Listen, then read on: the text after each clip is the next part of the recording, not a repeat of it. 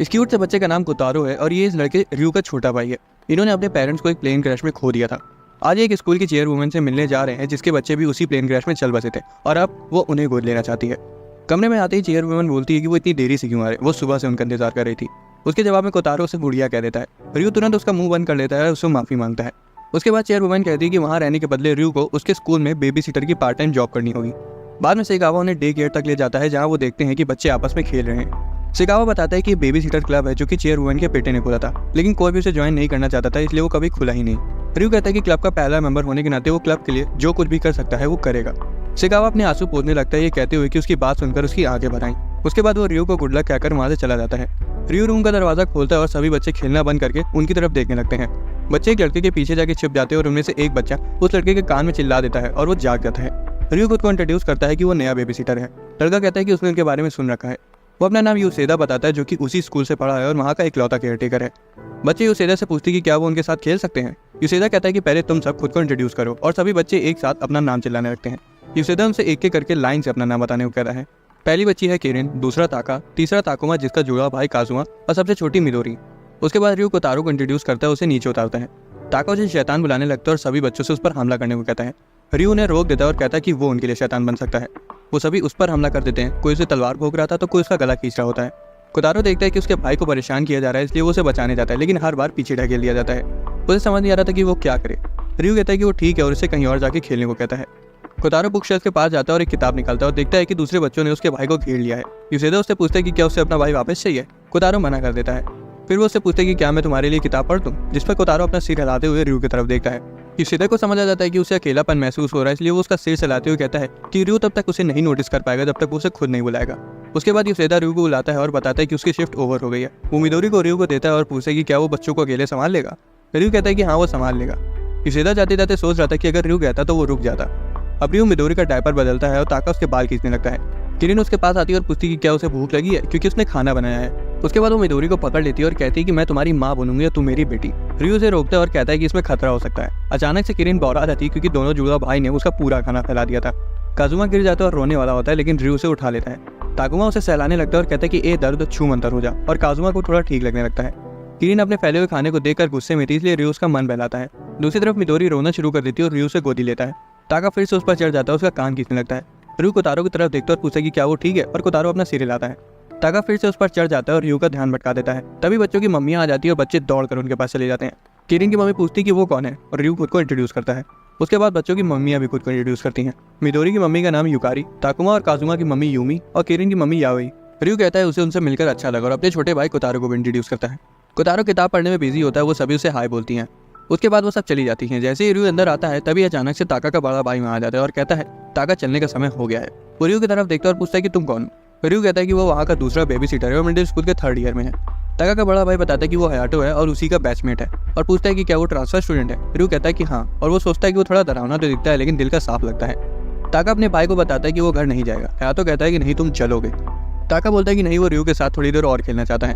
Hayato उसके सिर पर टपली बजा देता है और ताका रोने लगता है। रयू कहता है कि उसे ताका को मारने की जरूरत नहीं है। ताका हयाटो के पैर में मुक्के मारने लगता है और कहता है कि वो मतलबी है। हयाटो सजेस्ट करता है कि रयू को अपने भाई की देखभाल करनी चाहिए क्योंकि वो अकेला दिख रहा है। उसके बाद हयाटो ताका को लेकर वहाँ से चला जाता है। रयू कोतारो के पास आता है और पूछते कि क्या तुम चाहते हो कि मैं तुम्हारे लिए वो किताब पढ़ूं, लेकिन कोतारो उसके पैर पर गिर जाता है और गहरी सांसें लेने लगता है। वो तुरंत बाहर भागता है और हयाटो के पास आता है और पूछता है कि वहाँ का सबसे नजदीकी हॉस्पिटल कहाँ है क्योंकि उसके भाई को बहुत तेज बुखार है। हयाटो तुरंत ताका को अपनी मम्मी के ऑफिस में छोड़ देता है और रयू के साथ हॉस्पिटल की ओर भागने लगता है। रास्ते में रयू खुद को कोसता है कि उसने अपने छोटे भाई को ऐसे ही बिल्कुल अकेला क्यों छोड़ दिया था।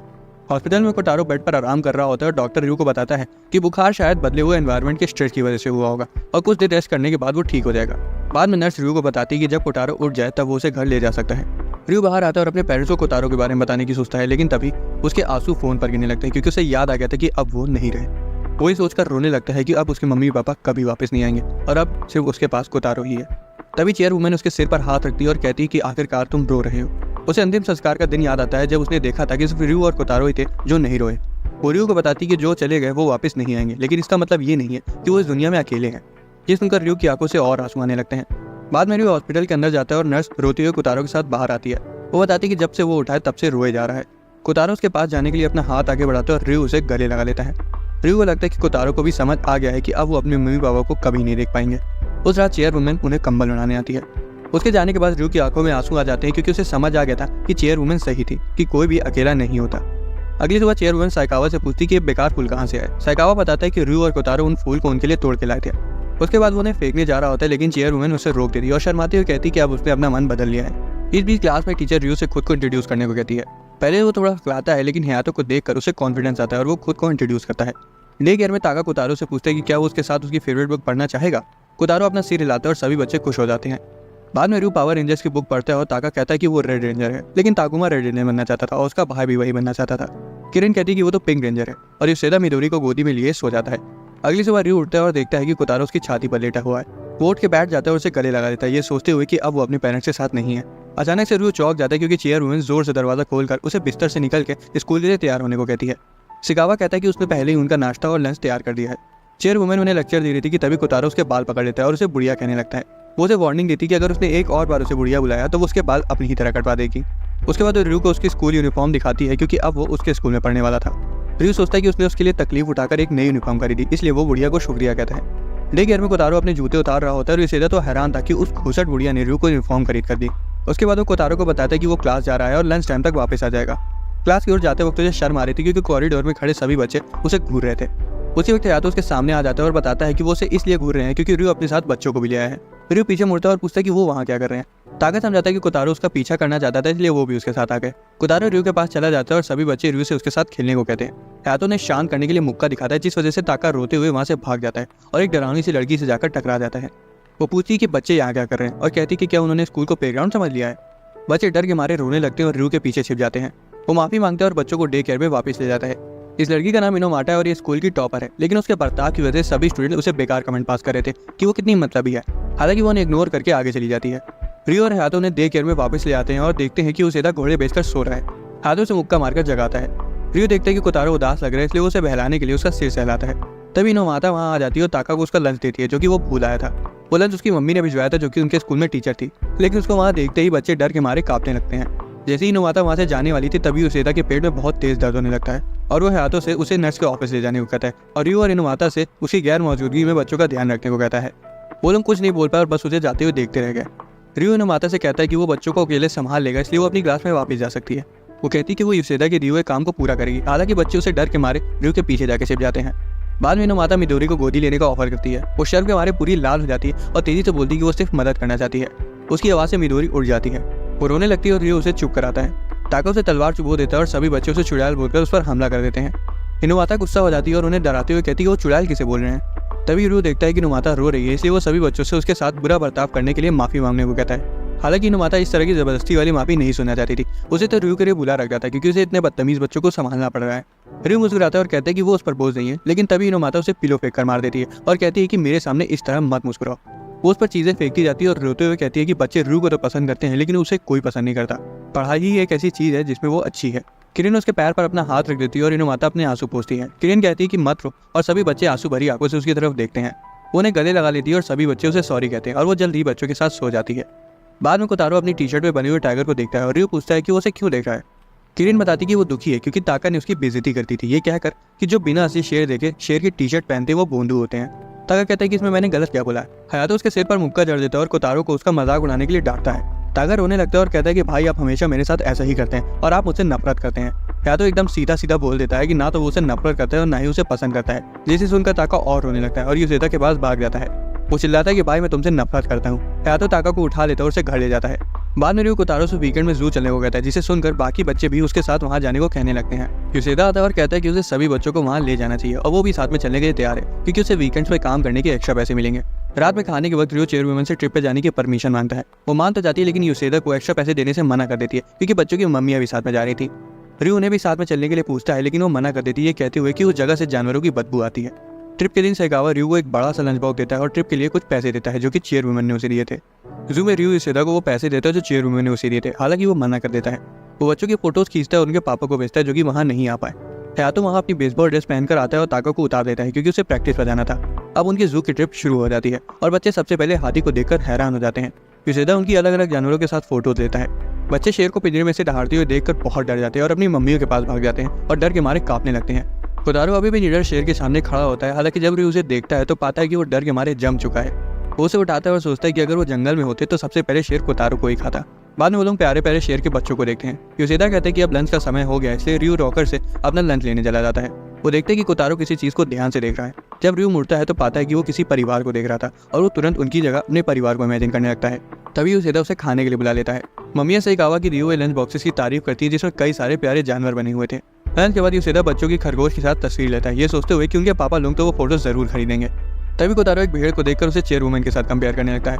वो दोनों उसके पास चले जाते हैं और योशिदा उनके फोटोज लेता है। बाद में ताका कोतारो को एक बाज दिखाने ले जाता है और डींगे हाँकता है कि उसके नाम का मतलब भी बाज है। रियो बताता है कि जो फैल्कन वहाँ बैठा है उसके नाम हायाबुसा में हयातो का हाया भी है। ताका उसकी बात नहीं मानता और कोतारो को अपने साथ ले जाता है। बाद में बच्चे खिलौनों की दुकान में चले जाते हैं और खिलौना उठा लेते हैं और अपनी मम्मी उसको उसे खरीदने को कहते हैं। भाई मेरी मम्मी तो दुकान वाले के सामने मुझे रसीद देती। कोतारो को कीचेन चाहिए थी जो कि चेयरवुमन की तरह दिख रही थी। रियो उसके पैसे देने चला जाता है और ताका को योशिदा के पास छोड़ देता है। योशिदा ताका से कहता है कि उसे उसके भाई के लिए भी कुछ ले लेना चाहिए, लेकिन ताका शर्माने लगता है और कहता है कि उसे अपने भाई के लिए कुछ नहीं चाहिए। तभी वो किसी को देखता है और उसे अपना भाई समझ लेता है और उसके पीछे भागने लगता है। योशिदा उसे वहां से जाते हुए नहीं देख पाता क्योंकि वो उसके लिए खिलौना चुन रहा था। सभी योशिदा के पास आते हैं लेकिन ताका वहां नहीं था। दिन ढलने लगता है और ताका अपने भाई के पीछे भागा जा रहा था, लेकिन तभी आदमी अपनी घड़ी का समय देखता है और तब ताका को समझ आता है कि वो उसका भाई नहीं है। वो वापस जाने का फैसला करता है लेकिन लड़खड़ा कर गिर जाता है। जब उसे रियलाइज होता है कि वो खो चुका है तब वो अपने भाई का नाम लेते हुए रोने लगता है। तभी हयातो वहां आ जाता है और उसे उठा लेता है। वो उसे भोंदू कहता है और बताता है कि एक आदमी को इतनी छोटी सी चीज के लिए कभी नहीं रोना चाहिए।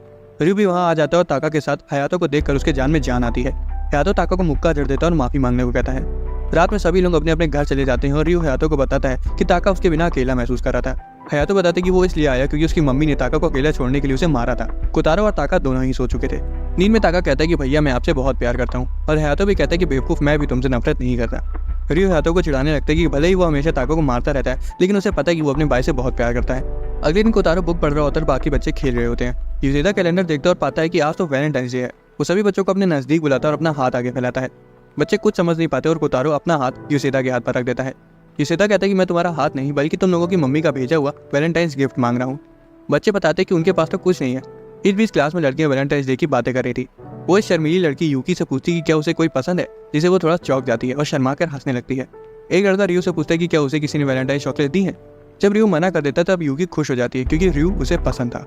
उसी वक्त एक लड़की हयातो को चॉकलेट ऑफर करती है लेकिन वो मना कर देता है ये कहते हुए कि वो उसे पसंद नहीं है। लड़के उस पर चिल्लाने लगते कि बेवकूफ अगर तुझे नहीं चाहिए तो हमें दे दे। क्लास का मेन अट्रैक्शन यागी था जिसे ढेर सारी चॉकलेट मिली थी।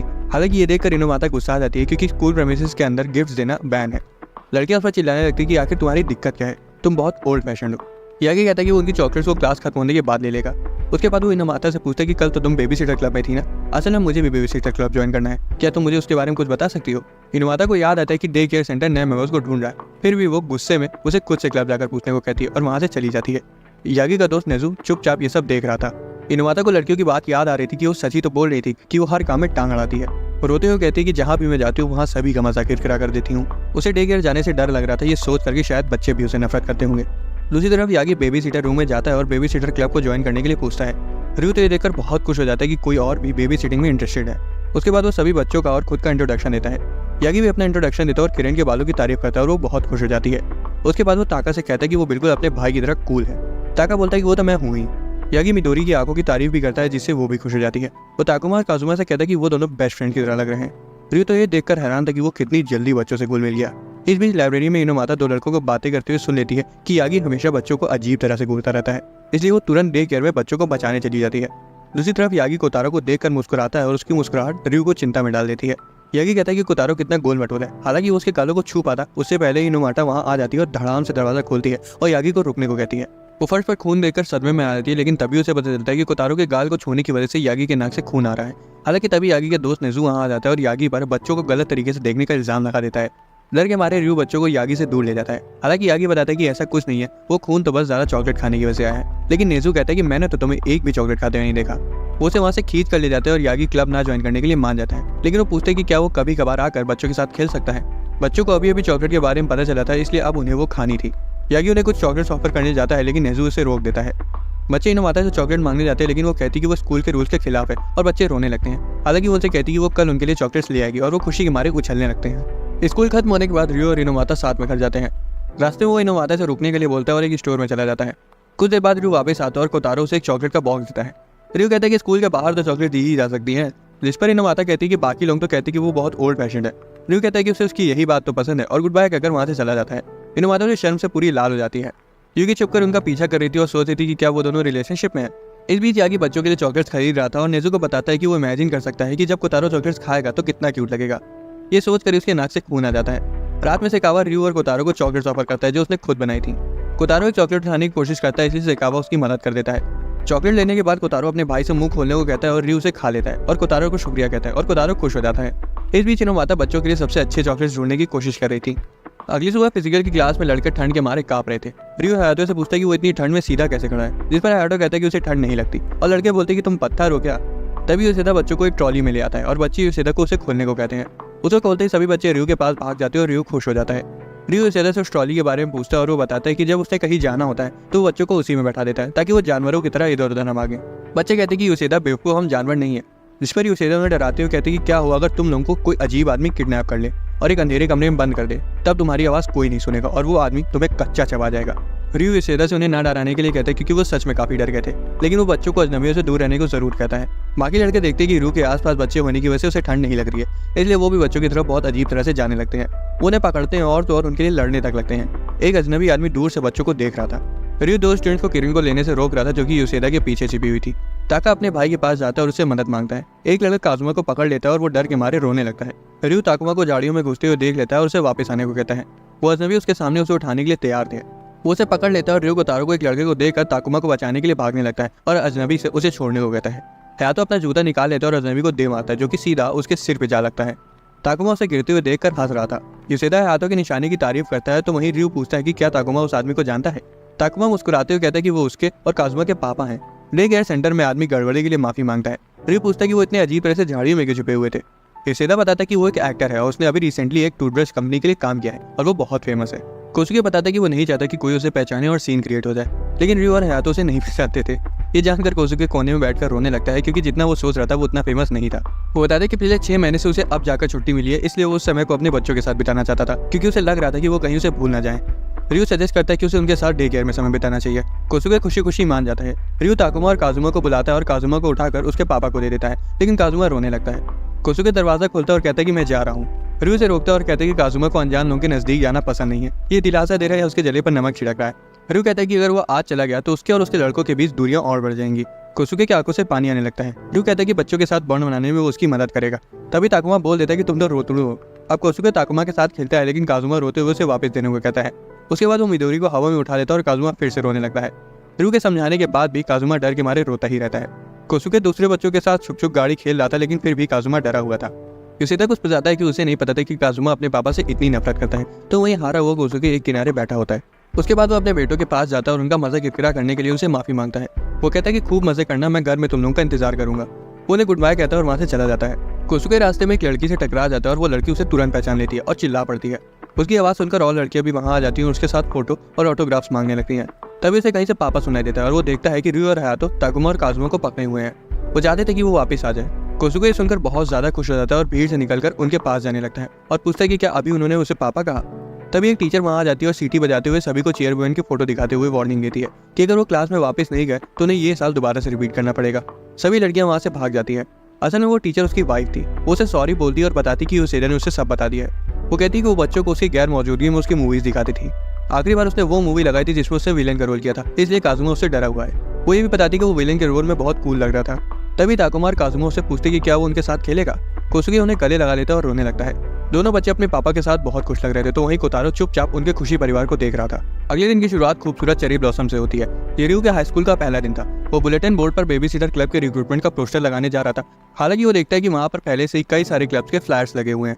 उसके बाद वो डे केयर रूम में जाता है जहाँ बच्चे उस पर टूट पड़ते हैं और उसे नीचे गिरा देते हैं। पोस्टर उड़ के कोतारो के सिर पर लैंड हो जाता है। कोतारो चुपचाप खड़ा रहता है, वो तो उसे हटाने की कोशिश भी नहीं करता। यूसेदा भी उसके सिर पर से ही फ्लायर को पढ़ लेता है, इसलिए रियो कहते हैं कि पढ़ने से पहले कम से कम उसे हटा तो दो। यूसेदा सजेस्ट करता है कि उन्हें एक बार दूसरे क्लब भी घूम के आने चाहिए। दोनों भाई मान जाते हैं। ताका को भी अपने भाई का क्लब देखना था और किरिन भी एक्साइटेड थी। हॉल में बच्चे एक दूसरे का हाथ पकड़ लेते हैं और गाना गाते हैं और नाचते हैं। कोतारो हर बार रिदम पकड़ने में नाकामयाब हो रहा था।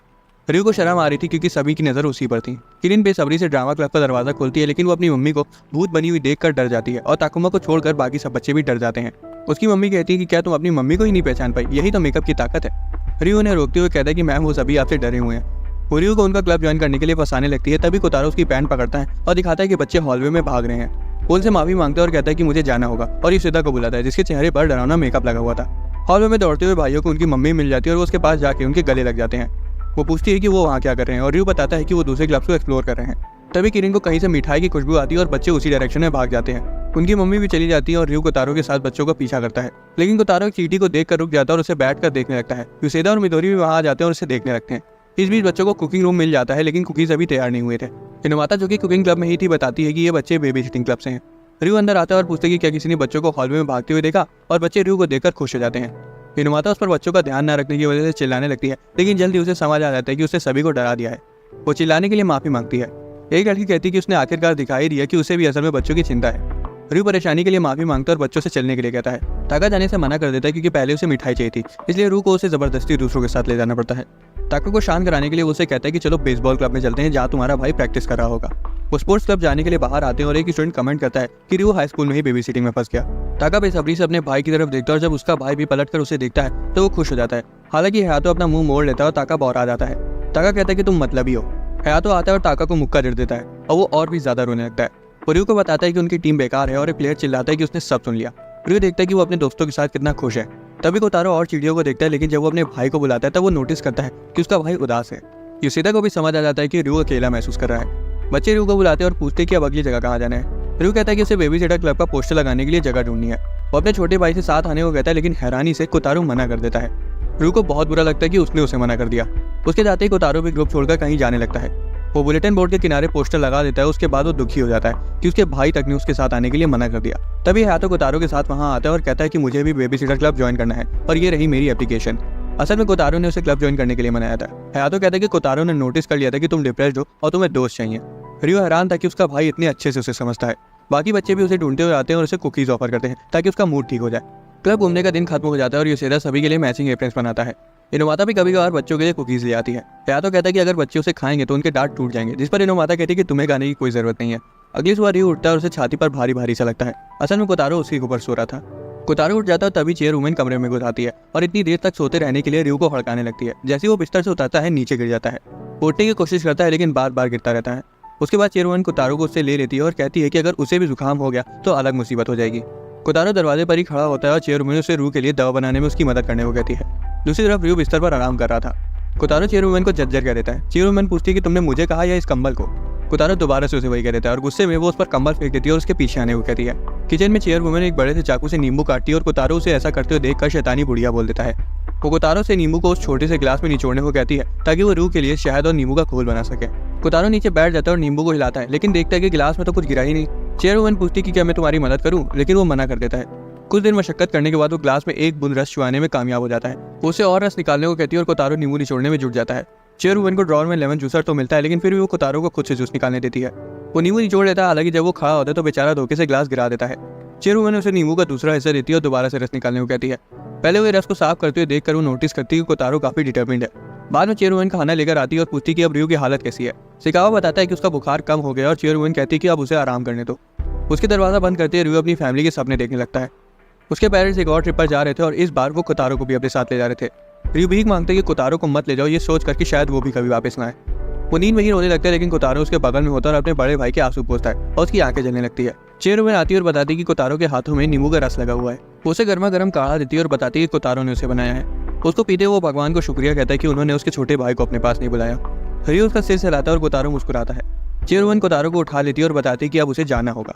बेचारे को लगा था कि दवाई खाने के तुरंत बाद उसका भाई ठीक हो जाएगा, लेकिन चेयर वुमेन बताती है कि रयू को अभी भी आराम की जरूरत है। रयू को चिंता थी कि कहीं कोतारो को भी सर्दी न लग जाए। बाद में वो चेयर के नीचे बैठा शोक मना रहा होता है। शिकावा उसे आइसक्रीम की लालच देकर बाहर बुलाने की कोशिश करता है, लेकिन वो बाहर नहीं आता। अगली सुबह मिदोरी की मम्मी मिदोरी को रयू को दे जाती है। रयू कोतारो से कहता है क्यों ना जब तक सब लोग नहीं आ जाते तब तक स्टोरी बुक पढ़ ली जाए। उससे पहले वो मिदोरी का डायपर बदल देता है, लेकिन पता चलता है कि डायपर तो खत्म हो गए हैं। जैसे ही वो डायपर निकालने के लिए ड्रॉर खोलता है तभी मिदोरी दरवाजे की तरफ भाग जाती है। उसी वक्त एक लड़का अंदर आ जाता है और वहाँ भरी बदबू उसके नाक में चढ़ जाती है। मिदोरी उसकी पैंट खींच लेती है और वो नीचे गिर जाता है। लड़का रोने लगता है और रयू से कुछ करने को कहता है। बाद में वो बैठकर बात करते हैं और लड़का पूछता है कि क्या ये बदबू फैलाने का क्लब है। वो दोनों बात कर रहे होते हैं और कोतारो सिंड्रेला की पिक्चर बुक पकड़े खड़ा हुआ था। लड़का मिदोरी को बदबू की खदान बताता है और कोतारो को एक स्पेस कैडेट। वो पूछते हैं कि क्या वो मिदोरी नाम की बच्ची की बेबी सिटिंग भी कर रहा है, क्योंकि उसे नहीं पता था कि जिसे वो बदबू की खदान बुला रहा है वही मिदोरी है। रयू पूछता है कि वो उसे क्यों ढूंढ रहा है और लड़का बताता है कि उसे अपने होने वाली बेटी का चेहरा देखना है। रयू कंफ्यूज हो जाता है और पूछता है कि तुम अभी भी स्कूल ही में पढ़ते हो ना। लड़का कहता है कि लेकिन मैं तुमसे 1 साल बड़ा हूँ और तुम मुझे इनुई सेनपाई कहकर बुलाओ। रियू बताता है कि मिडोरी की मॉम तो पहले से मैरिड है, लेकिन इनुई बस मुस्कुराता है और कहता है कि ये सब प्यार में नहीं देखा जाता। रियू हड़बड़ाने लगता है और इनुई कहता है कि बच्चे अभी तुम ये सब नहीं समझोगे क्योंकि तुम्हें कभी प्यार हुआ ही नहीं। उसके बाद वो उठ कर चला जाता है, ये मानते हुए कि मिडोरी वहाँ नहीं है। बाद में यूसेदा रियू के सामने हाथ हिलाता है। असल में इनुई की बातें सुनकर वो बैठे बैठे ही बेहोश हो गया था। किरिन उसे बताती है कि वो अपनी आंखें खुली रख कर सो रहा था। बेचारा कोतारो अभी तक सिंड्रेला की बुक लिए रियू का उसे पढ़कर सुनाने का इंतजार कर रहा था, लेकिन रियू कहता है कि वो बाद में पढ़ देगा। उसके बाद वो मिडोरी के पापा के बारे में पूछता है। यूसेदा बताता है कि वो फिलहाल देश के बाहर है। इसे तो कंफर्म हो जाता है कि मिडोरी की मॉम ना तो विधवा है और ना ही डिवोर्स। रियू तो ये सोचकर घबरा जाती है कि कहीं वो इनुई के साथ अपने हस्बैंड को चीट तो नहीं कर रही है। यूसेदा रियू को चिढ़ाते हुए पूछते कि कहीं उसे बड़ी लड़कियां तो पसंद नहीं है, हालांकि रियू साफ मना कर देता है। क्लास में वो हयातो को इसके बारे में बताता है, जिस पर हयातो कहता है कि ये उनकी मर्जी है और तुम इन झंझटों से दूर रहो। क्लास शुरू हो जाती है, लेकिन रियू अभी भी मिडोरी की मम्मी और इनुई की रोमांटिक एक्सपीरियंस ना होने वाली बात में खोया रहता है। उसे याद आता है कि लोग कहते हैं कि यूकी क्यूट है, इसलिए वो उसे घूरने लगता है, लेकिन उसे वो अट्रैक्शन महसूस नहीं होता। दूसरी तरफ यूकी शर्म से लाल हो जाती है जब उसे पता चलता है कि रियू उसे घूर रहा है। हॉल में भी वो सोच ही रहा होता है कि तभी उसके सामने इनोमाता आ जाती है। वो उसे पूछता है कि चीटर्स के साथ क्या किया जाना चाहिए। वो कहती है कि चीटर्स को तो फांसी पर चढ़ा देना चाहिए। उसके बाद वो उससे पूछता है कि क्या कभी उसका कोई क्रश था, जिसे इनोमाता दुखी हो जाती है क्योंकि वो चाह कर भी कभी लव एक्सपीरियंस कर ही नहीं पाई। रियू डे केयर सेंटर में वापस आ जाता है और देखता है कि बच्चे इनुई के पूरे शरीर पर नाक की गंदगी लगा रहे हैं। तो वहीं कोतारो अभी भी सिंड्रेला की किताब पकड़े हुआ था।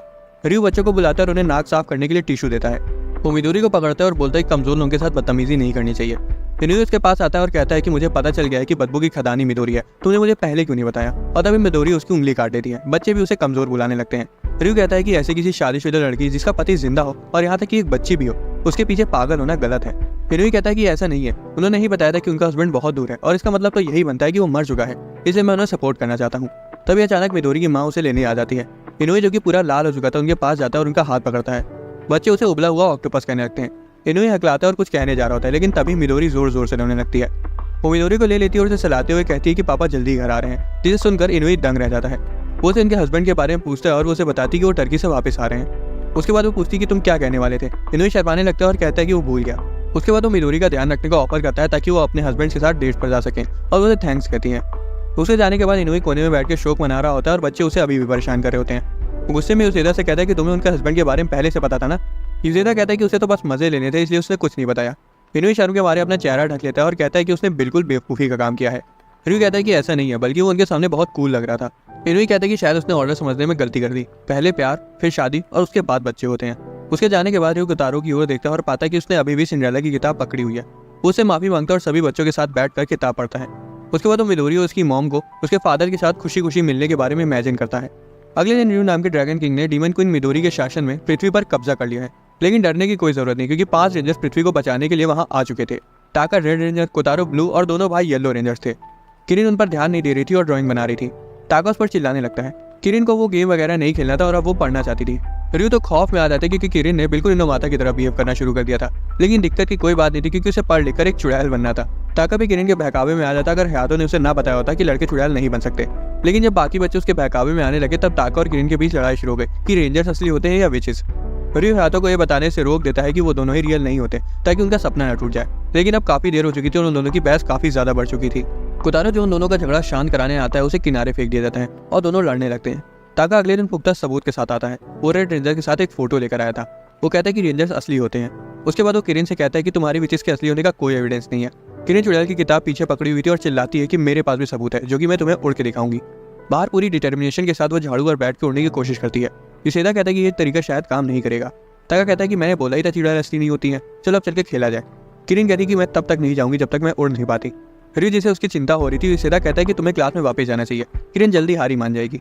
रियू हयातो को उसके बारे में बताता है, जिस पर वो कहता है कि इसमें इतना सोचने वाली क्या बात है, उसको सच बता दो कि विचेस असली नहीं होती हैं। रियू कहता है कि ऐसे बच्चों का सपना तोड़ना सही नहीं होता। वो बात कर ही रहे होते कि तभी पीछे से इनोमाता आकर उन्हें वॉशरूम का रास्ता रोकने की वजह से डांटने लगती है और कहती है। रियू माफी मांगता है और पीछे हट जाता है। वो कहती है कि मैंने तुम लोगों को बच्चों के सपनों को तोड़ने के बारे में बात करते सुना, क्या कुछ हुआ है? हयातो पूछता है कि क्या तुम्हें हमारी बातचीत में शामिल होना है। वो शर्मा जाती है और वहाँ से चली जाती है। रियू उसे रोकता है और कहता है कि हमें तुम्हारी सलाह चाहिए और उसको बाद में वो किरिन की प्रॉब्लम के बारे में बताता है। वो कहती है कि मैं मदद कर सकती हूँ, मुझे लंच टाइम में मिलना। बाद में कुछ किताबें लेकर आती है जिसमें विचेस के असली दुनिया में होने के सबूत होते हैं। रियू कहता है कि ये बहुत डरावनी और हम इतने खौफनाक इतिहास को बच्चों को नहीं दिखा सकते। जब उसे रियलाइज होता है तब वो माफी मांगती है और चली जाती है। यूकी सोचती कि इनोमाता और रियू के बीच आखिर रिलेशन क्या है। दूसरी तरफ रियू सोच रहा था कि इनोमाता थोड़ी अजीब सी है लेकिन अच्छी है। उसे चेयर वुमन की याद आती है जो कि खुद में एक चुड़ैल जैसी दिखती है। वो उसे विज बनने का नाटक करने के लिए बोलने के बारे में सोच रहा था, लेकिन वो उसे पढ़ने के लिए डांटने लगेगी। इस बीच युसेदा किरण से अंदर आने के लिए बोल रहा था, लेकिन वो कहती है कि मेरे रास्ते में मत आओ, मैं बस उड़ने ही वाली हूँ। युसेदा सोचता है कि वो ऊंचाई पर तो है नहीं, इसलिए उसे बाहर रहने देना ठीक होगा। कोतारो उसकी पैंट खींचता है और वो विज वाली किताब उसे पढ़ने के लिए देता है। सही बच्चे उसे सुनने के लिए उसके पास आ जाते हैं। किरण ऊपर देखती है और सोचती है कि वो वहां से कूदकर उड़ सकती है।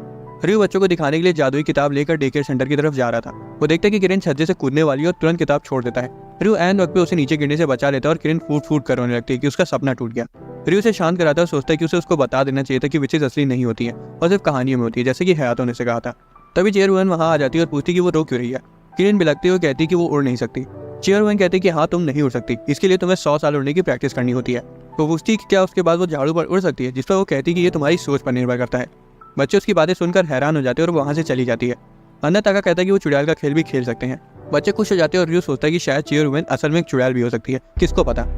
अगले सीन में हम नेज़ू को उसके भाई बहन के साथ उसके घर में देखते हैं।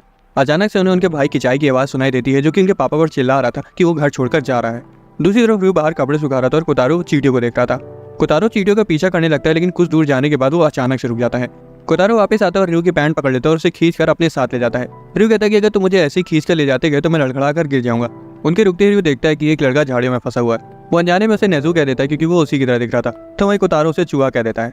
किचाई झाड़ियों से बाहर आने की कोशिश कर रहा था, इसलिए रयू मदद के लिए अपना हाथ आगे बढ़ाता है, लेकिन किचाई उसके हाथ को झटक देता है, ये कहते हुए कि उसे उसकी मदद की कोई जरूरत नहीं है। कोतारो तो ये देख के खौफ में आ जाता है, हालांकि रयू उसका सिर चलाते हुए कहता है कि मैं ठीक हूँ। रयू पूछता है कि क्या वो नेज़ू का भाई है, और लड़का अपना सिर हिलाता है। रयू बताता है कि तुम्हारा भाई नेज़ू और मैं सेम स्कूल में पढ़ते हैं। रयू पूछता है कि क्या घर में कुछ हुआ है, लेकिन किचाई शांत रहता है। उसके बाद रयू वापस से कपड़े सुखाने चला जाता है, ये कहते हुए कि अगर उससे बात करनी हो तो वो उसे बुला सकता है। रयू कोतारो को वहीं रुकने को कहता है और बाहर आकर नेज़ू को कॉल करने के बारे में सोचता है, लेकिन उसे याद आता है कि उसके पास तो नेज़ू का नंबर ही नहीं है। कोतारो किचाई को शांति से देख रहा होता है, तभी अचानक से किचाई घबरा जाता है और कोतारो को वहां से तुरंत भागने को कहता है। तभी पीछे से किसी का हाथ कोतारो की ओर आने लगता है और वो लड़का कोतारो के गालों के साथ खेलने लगता है। हिनवाता और रयू झाड़ियों के पीछे से वहां आ जाते हैं और यागी की नाक से खून आने लगता है। हिनवाता गुस्से में यागी से कहती कि अगर उसने कोतारो को छूना बंद नहीं किया तो वो पुलिस बुला लेगी। दूसरी तरफ यागी उसके साथ मजाक करने लगता है कि अगर तुम्हें भी मेरे साथ खेलना है तो तुम्हें अपनी बारी का इंतजार करना पड़ेगा, जिससे हिनवाता और गुस्सा आ जाती है। कोतारो छिप जाता है और यागी अपनी नाक साफ करता है। रयू कहता है कि उसने ही यागी को बुलाया था क्योंकि उसके पास नेज़ू का नंबर नहीं था, हालांकि वो इनोमाता को वहां देखकर हैरान था। यागी बताता है कि नेज़ू को काम था, इसलिए वो उसकी जगह वहां आ गया और रास्ते में उसे इनोमाता मिल गई थी, इसलिए वो उसे भी साथ ले आया। हमें पता चलता है कि नेज़ू का परिवार गरीब है और उनके 8 बच्चे हैं। किचाई अपने भाई की तारीफ करता है और बताता है कि उसका भाई परिवार को फाइनेंशियली सपोर्ट करने के लिए बहुत मेहनत करता है और तो वो पढ़ाई में भी बहुत अच्छा है, और ये सुनकर वो सभी दंग रह जाते हैं। यागी किचाई का सिर सहलाता है और कहता है कि तुम बहुत क्यूट हो, तो वही किचाई कहता है कि मुझे अकेला छोड़ दो। हिनवाता अपना पेशेंस खो देती है और कहती है कि किचाई तुम अपने भाई से बिल्कुल उल्टा एक बिगड़े हुए बच्चे हो। एक तरफ वो अपने परिवार के लिए इतनी मेहनत कर रहे तो वहीं दूसरी तरफ तुम अपना घर ही छोड़ के आ गए और दूसरों के लिए मुसीबत खड़ी कर दी। किचाई रोने लगता है और कहता है कि वो चाहता था कि वो अमीर हो ताकि वो अपने लिए वीडियो गेम्स खरीद सके। हिनवाता पूछती है कि क्या वो खाली वीडियो गेम्स के लिए अपना घर छोड़ाया, लेकिन रयू कहता है कि कोई और जरूरी बात जरूर रही होगी जिस वजह से वो अपना घर छोड़ाया। अचानक से उसका दूसरा भाई सुकीची वहां आ जाता है और कहता है कि बच्चों का भी हक बनता है कि उन्हें वो चीज मिले जिनकी उन्हें जरूरत है। सुकीची यागी की तरफ देखता है और कहता है कि ये ठरकी यहाँ क्या कर रहा है, और पूछता है कि तुमने मेरे भाई के साथ क्या किया। यागी कहता है कि मैंने तो सिर्फ उसका सिर चला था, जिस पर सुकीची कहता है कि ठरकी मेरे भाई को तो छू भी मत लेना। उसके बाद सुकीची समझाता है कि भले ही वीडियो गेम्स बड़ों के लिए इंपॉर्टेंट ना हो, लेकिन किचाई के लिए वो है, क्योंकि उसको छोड़ के उसके क्लास में सभी के पास है और उसका बेस्ट फ्रेंड उसे वो खरीदने के लिए प्रेशर करता है, ये जानने के बाद भी कि वो गरीब है। किचाई रोना जारी रखता है और कहता है कि वो अपने परिवार से बहुत प्यार करता है, लेकिन उसे गरीबी से सख्त नफरत है। यागी को याद आता है कि नेज़ू के साथ भी एलिमेंट्री स्कूल में कुछ ऐसा ही हुआ था, जब उसने नेज़ू को अपना गेम ऑफर किया था क्योंकि उसे पता था कि वो गरीब है। हालांकि नेज़ू ने उसे लेने से मना कर दिया था और कहा था कि अगर उसे वीडियो गेम चाहिए होगा तो वो खुद बना लेगा। ये पहली बार था जब यागी को लगा था कि कोई उससे भी ज्यादा कूल है। किचाई कहता है कि उसका भाई कूल तो है और सोचता है कि वो मेहनत भी बहुत करता है। उसके बाद वो रयू से उसको निकालने को कहता है और वो दोनों जमीन पर गिर जाते हैं। रयू उसे सहलाता है और पूछता है कि क्या तुम ठीक हो, और कोतारो भी उसे सहला देता है। यागी सुकीजी को बाहर निकालता है और उसके साथ खेलने की कोशिश करता है, लेकिन सुकीजी उसे लात मार देता है। उसके बाद दोनों भाई इनवाता से कहते हैं कि वो अपने बड़े भाई की तरह बनने की कोशिश करेंगे। तभी बेल बजती है और नेज़ू वहां आ जाता है और अपने भाइयों के बर्ताव के लिए उन सभी से माफी मांगता है। वो रयू और इनवाता को मिठाई का डिब्बा देता है और रयू उसे एक्सेप्ट कर लेता है, लेकिन इनवाता सोचती है कि वो उसे मिठाई क्यों दे रहा है। किचाई अपने बड़े भाई से परेशानी खड़ी करने के लिए माफी मांगता है और नेज़ू उन्हें माफ कर देता है क्योंकि उन्हें इससे कुछ सीखने को मिला। उसके बाद नेज़ू वो गेम किचाई को देता है जो उसे चाहिए था और सुकीची पूछता है कि क्या ये आपने खुद बनाया है, और नेज़ू यागी को घूरने लगता है। नेज़ू बताता है कि उसने वो गेम बनाया नहीं है, बल्कि अपनी कलीग की जॉब पर उसकी जगह कुछ समय के लिए काम किया था, जिस वजह से उसने वो गेम उसे सस्ते में दे दिया। उसके बाद वो कहता है कि मुझे नहीं पता कि इस बेवकूफ़ यागी ने तुम लोगों को क्या बताया, और उसके पैर पर लात मार देता है और बताता है कि जितना मैंने तुमसे कहा था उसका आधा तो झूठ था। वो किचाई से उस गेम को अपने भाइयों के साथ शेयर करने के लिए कहता है और उसका सिर चलाते हुए कहता है कि जाओ अब अपने दोस्तों के साथ मस्ती करो। रयू उनकी मदद करने के लिए इनोमाता को शुक्रिया कहता है और वो शर्माने लगती है। अगले दिन युसेदा बच्चों के साथ खेलते हुए रयू से बातें कर रहा होता है। रयू बताता है कि उसे लंच ब्रेक के वक्त केमिस्ट्री का असाइनमेंट बनाना है, इसलिए वो आज उन लोगों के साथ लंच नहीं कर पाएगा। बच्चे से गुड बाय कहते हैं और रियो कोतारो का सिर चला के क्लासरूम में वापस चला जाता है। लंच ब्रेक के वक्त यूसेदा सभी बच्चों से लंच करने के लिए कहता है और देखता है कि रियो तो अपना लंच धोखे से वहीं भूल गया है। यूसेदा सोच रहा होता है कि अगर वो अपना लंच लेने नहीं आया तो वो उसके लंच को खा लेगा। हालांकि कोतारो उसकी पैंट खींचता है और अपने हाथ फैला के खड़ा हो जाता है। यूसेदा पूछते हैं कि क्या तुम्हें अपने भाई का लंच उसको देने जाना है। कोतारो अपना सिर हिला के हाँ कहता है और बाकी बच्चे भी उसके साथ जाना चाहते थे। यूसेदा कहता है कि लेकिन पहले तुम लोगों को अपना खाना खत्म करना होगा और वो लोग अपना लंच देरी से खत्म करने लगते हैं। बाकी बच्चे खाने में बिजी होते हैं, तभी यूसेदा चुपके से रियो का लंच बॉक्स कोतारो को पकड़ा देता है और उसे एक नेम टैग पहना देता है ताकि अगर वो खो भी जाए तो कोई और बच्चा उसे रियो की क्लास तक पहुंचा दे। कोतारो अपना सिर हिलाता है और आराम से डे केयर से बाहर आ जाता है और रियो की क्लास की ओर जाने लगता है। यूसेदा ने कोतारो को अकेले भेज तो दिया था, लेकिन अभी भी उसे उसकी चिंता हो रही थी। तभी बाहर उसे इनुई दिखता है और उसे एक आइडिया आता है। अचानक से इनुई के सामने एक फोटो आती है और वो शर्मा जाता है क्योंकि वो और किसी की फोटो नहीं बल्कि मिदोरी की मम्मी की फोटो थी। वो उस फोटो को तुरंत पकड़ लेता है और तब उसे समझ आता है कि उसे फंसाया गया है। इस दौरान कोतारो हॉलवे में चल रहा होता है और स्टूडेंट्स उसे देखकर आपस में फुसफुसा रहे होते हैं कि बच्चा किसका है। दो लड़कियां उसके बारे में टीचर्स को बताने जाती हैं, लेकिन एक लड़का उन्हें मना कर देता है, ये कहते हुए कि वो शायद किसी को लंच देने जा रहा है। तभी कोतारो के सामने सीढ़ियां आ जाती है और वो रुक जाता है। स्टूडेंट्स उसकी हेल्प करने का ऑफर करते हैं, लेकिन वो उन्हें मना कर देता है, ये कहते हुए कि वो खुद चला जाएगा। बच्चे उसकी डिटर्मिनेशन की तारीफ करते हैं और उसे गुड लक कहकर वहाँ से चले जाते हैं। इनुई जो कि कोतारो को दूर से देख रहा होता है, इस बात से गुस्सा हो जाता है कि किसी भी बच्चे ने उसकी मदद नहीं करी। असल में इनुई वहाँ इसलिए था क्योंकि यूसेदा ने उसे चुपके से कोतारो का ध्यान रखने के बदले वो फोटो देने का वादा किया था। उसके बाद इनुई देखता है कि कैसे कोतारो अपने नन्हे पैरों से सीढ़ियां चढ़ने की कोशिश कर रहा है। दूसरी तरफ रियो देखता है कि वो अपना लंच डे केयर में बुलाया। हयातो से पूछता है कि क्या हुआ, कि तभी यूकी उसके सामने आ जाती है और उसे अपना लंच ऑफर करती है, ये बताते हुए कि वो डाइट पर है। जिस पर रियो कहता है कि डाइटिंग सेहत के लिए अच्छी नहीं होती। अब रियो तो यूकी के इशारे समझ नहीं पा रहा था, लेकिन बाकी बच्चे सब समझ गए थे, इसलिए उनको रोमांटिक मोमेंट खराब करने के लिए अपने लंच में से थोड़ा थोड़ा लंच उसे दे देते हैं। हयातो सार्कास्टिकली बोलता है कि क्लास के लड़के तुमसे बहुत प्यार करते हैं। दूसरी तरफ डे केयर में सारे बच्चे आराम से सो जाते हैं और यूसेदा रियो को फोन करके ये बताने जा रहा होता है कि कोतारो से लंच देने आ रहा है, लेकिन सोचता है कि रियो पढ़ाकू है इसलिए शायद उसका फोन स्विच ऑफ होगा और वो आराम करने लगता है। इस दौरान इनुई कोतारो पर नजर रखे हुआ था, जो लगभग आधी सीढ़ियां चढ़ चुका था। जैसे ही कोतारो जीने पर मुड़ता है, तभी एक बच्चा धोखे से उसे लात मार देता है और लंच हवा में उड़ जाता है।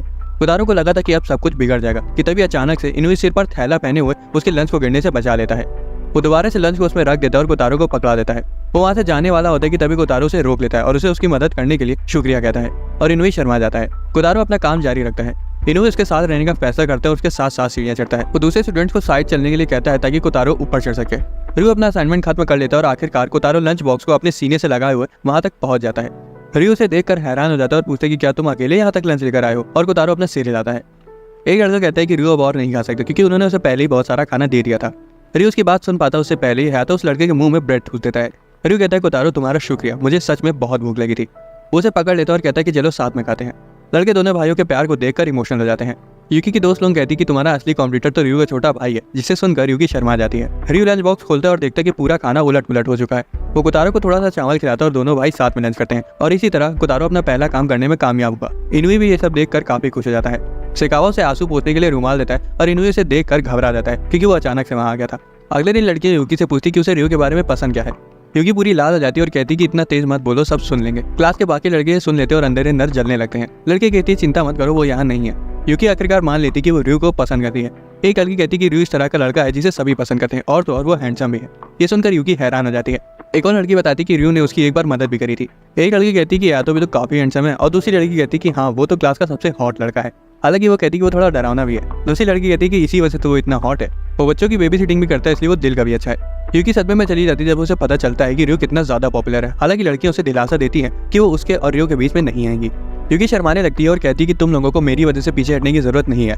लड़कियां कहती कि तुम्हारा मेन कॉम्पिटिटर तो रियो का छोटा भाई है। अगर तुमने रियो को डेट कर भी लिया तब भी तुम कभी भी उसकी फर्स्ट प्रायोरिटी नहीं बन पाओगी। तभी एक लड़की कहती कि वो इनोमाटा के साथ काफी फ्रेंडली है, क्या वो उसे पसंद करता है। उसी वक्त इनोमाटा वहाँ से गुजर रही होती है। दूसरी लड़की कहती है अरे इनोमाटा को तो प्यार व्यार के बारे में कुछ नहीं पता, वो तो हमेशा किताबों में घुसी रहती है। इनोमाटा शायद ये सब सुन लेती है और उन्हें घूरने लगती है। अचानक रियो उसके सामने आ जाता है और वो शर्मा जाती है। वो गुस्से में लड़कियों को देखती है और कहती है कि अगर तुम्हें बात करनी है तो गेट बंद करके बात करो। इतना कहकर वो वहाँ से चली जाती है और लड़कियों से डायन कहने लगते हैं और रियो भी दंग रह जाता है। तभी वो नोटिस करता है कि उसने अभी तक एप्रन पहन रखा है। या तो उसे पूछते कि आखिर तुम्हारा दिमाग कहाँ रहता है, तुम्हारे पीछे स्टिकर्स भी लगे हुए हैं। रियो को पता ही नहीं चला कि बच्चों ने उन्हें कब चिपका दिया। रियो शर्म से पूरा लाल हो जाता है और कहता है कि तुमने मुझे पहले क्यों नहीं बताया। लड़कियां कहती है कि वो तो बहुत क्यूट है और लड़कों को समझ नहीं आ रहा था कि आखिरकार लड़कियां किस तरह से लड़कों को रैंक करती हैं। इस दौरान बच्चे यूसेदा पर स्टिकर चिपकाने में बिजी होते हैं। दूसरी तरफ इनोमाटा को लड़कियों पर चिल्लाकर पछतावा हो रहा था और वो सोच रही थी कि आखिर वो सच ही तो बोल रही थी कि उसे प्यार के बारे में कुछ नहीं पता, लेकिन उसने ऐसा इसलिए किया क्योंकि वो घबरा गई थी। जब भी वो रियो के करीब होती है तब हमेशा अपने आप घबरा जाती है, इसलिए वो बच्चों से भी मिलने नहीं जा पाती। उसे वैलेंटाइंस डे पर रियो का वो कॉम्प्लीमेंट याद आता है और उसका चेहरा टमाटर की तरह लाल हो जाता है। अचानक से उसे सुनाई देता है कि तुम्हारा चेहरा लाल है। वो पीछे मुड़ती है और कहती कि ऐसा कुछ नहीं है। डांट खाने के बाद किरण रोने लगती है। जब इनोमाता अपनी ख्याली दुनिया से बाहर आती है तो पूछती है कि तुम लोग यहाँ क्या कर रहे हो, और सोचती है कि आखिर बच्चों को इस तरह हॉलवे में गुम होने के लिए किसने छोड़ दिया। किरिन कहती है कि वो गुम ही नहीं है, वो तो युसेदा के लिए एक नोट भी छोड़ कर आई है। दूसरी तरफ युसेदा को किरिन की नोट का एक शब्द नहीं समझ आ रहा था और ताका पागलों की तरह कोतारो को ढूंढ रहा था। किरिन कहती है कि वो उसके साथ खेलने आई है। इनोमाता कहती है ये सुनकर मुझे खुशी हुई, लेकिन खेलने के लिए सही जगह नहीं है। किरिन रोने वाला मुंह बना लेती है और पूछती है क्या तुम हमसे नफरत करने लगी हो क्योंकि तुम कभी हमारे साथ खेलने नहीं आती। इनोमाता फिर से पूरी लाल हो जाती है और कहती है मैं इसलिए वहाँ नहीं आ सकती क्योंकि वहाँ पर कोई है, लेकिन वो इतना कहते ही खुद को रोक लेती है। किरिन कहती है कि क्या वो युसेदा या फिर हयातो के बारे में बात कर रही है। किरिन को लगने लगता है कि शायद इनोमाता रियो से नफरत करती है, जिसे जानकर कोतारो शॉक हो जाता है। वो इस बात से इनकार कर देती है, इसलिए किरिन पूछती है कि क्या उसे रियो पसंद है। वो इस बात से भी मुकर जाती है। किरिन मान लेती है कि इनोमाता रियो से नफरत करती है और दुखी कोतारो से कहती है कि तुम चिंता मत करो, मेरे पास इनोमाता को रियो की अच्छी साइड दिखाने का एक दमदार प्लान है। उसका हाथ पकड़ लेती है और दौड़ने लगती है और इनोमाता उनका पीछा करती है। इनोमाता इन लोगों के साथ रियो के क्लासरूम के बाहर जाकर बैठ जाती है। किरिन कोतारो से रियो की सबसे अच्छी साइड दिखाने को कहती है। कोतारो अपना सिर हिलाता है और क्लास का दरवाजा खोलता है। सभी स्टूडेंट्स उसकी तरफ देखने लगते हैं। उसके बाद वो रियो की तरफ जाता है और अपनी बाहें फैलाता है। रियो उसे उठा लेता है और गले लगा लेता है। लड़कियां देखकर और करने लगती हैं। रियो पूछता है कि वो यहाँ क्या कर रहा है। इस दौरान किरिन इनोमाता को दिखाती है कि रियो सबका कितना ख्याल रखता है। इनोमाता मान लेती है कि वो दूसरों का ख्याल रखता है, लेकिन कमेंट करती है कि वो चीजों में कुछ ज्यादा इंडल्ज हो जाता है। किरिन कहती है कि मुझे समझ में आ गया है कि तुम्हें सख्त मर्द पसंद है। किरिन दौड़कर रियो के पास जाती है और कहती है कि मुझे मारो नहीं तो मैं बदतमीजी करने लगूंगी। ये सुनते ही हयातो से तुरंत तमाचा जड़ देता है। वो जोर जोर से रोने लगती है और रियो से शांत कराता है। रियो हयातो से कहता है कि अरे मारने से पहले उसकी पूरी बात तो सुन लेते। हयातो कहता है कि मैंने सुन लिया था इसीलिए मैंने इसे मारा। किरिन रियो से कहती है कि तुमको मुझे मारना चाहिए था ताकि इनोमाता फिर से तुमसे बात करने लगे। उसी वक्त इनोमाता अंदर आ जाती है और कहती है कि बस बहुत हुआ, ये सब एक गलतफहमी है, मैं रियो से नफरत नहीं करती। किरिन पूछती है कि क्या इसका मतलब ये हुआ कि तुम्हें वो पसंद है। इनोमाता शर्माने लगती है और कहती है कि नहीं, वो नहीं करती, और गुस्से में वहां से चली जाती है। रियो इनोमाता से रुकने को कहता है और किरिन को हयातो को पकड़ाकर उसके पीछे चला जाता है क्योंकि ये सब देखकर हैरान थी। रियो इनोमाता का हाथ पकड़ लेता है और क्लास के सभी बच्चों को ये सब देखकर बहुत मजे आ रहे थे। वो मुस्कुराता है और उसे बताता है कि तुम्हारे स्कर्ट पर स्टिकर लगा है और वो एक सुअर का स्टिकर था। रियो कहता है कि बच्चों ने मेरी पैंट पर भी इसे चिपका दिया था और मुझे बहुत शर्म आ रही थी। किरिन फक्र के साथ बताती है कि वो स्टिकर मैंने लगाया था। क्लास के बच्चे सोचने लगते कि रियो शायद सच में थोड़ा बेवकूफ सा है। इनोमाता चली जाती है और उसे किरिन की रियो को पसंद करने वाली बात याद आने लगती है। वो खुद से कहती है कि वो रियो से बहुत नफरत करती है, हालांकि उसका चेहरा कुछ और ही कह रहा था। किरिन रियो से कहती है कि मुझे पता है कि तुम अच्छे लड़के हो, इसलिए तुम्हें दुखी होने की कोई जरूरत नहीं है। युसेदा पूछता है कि और मैं कैसा हूँ, जिसमें किरिन जवाब देती है कि तुम तो बहुत बुरे हो। अगली सुबह कोतारो रियो की साफ सफाई में मदद कर रहा था, तभी कोसुके ताकुमा के साथ डे केयर में आ जाता है। ताकुमा कोसुके का चश्मा ले लेता है और रियो से पूछता है कि काजुमा कहाँ है। ताकुमा बताता है कि उसे बुखार है। दूसरी तरफ घर पर काजुमा बिस्तर पर लेटा होता है और ताकुमा चिल्ला रहा होता है। उसकी मम्मी उसे सहलाती है और कहती है कि तुम्हें आराम करना चाहिए, लेकिन उससे पहले ये दवा पी लो, ये मीठी भी है और इससे तुम ठीक भी हो जाओगे।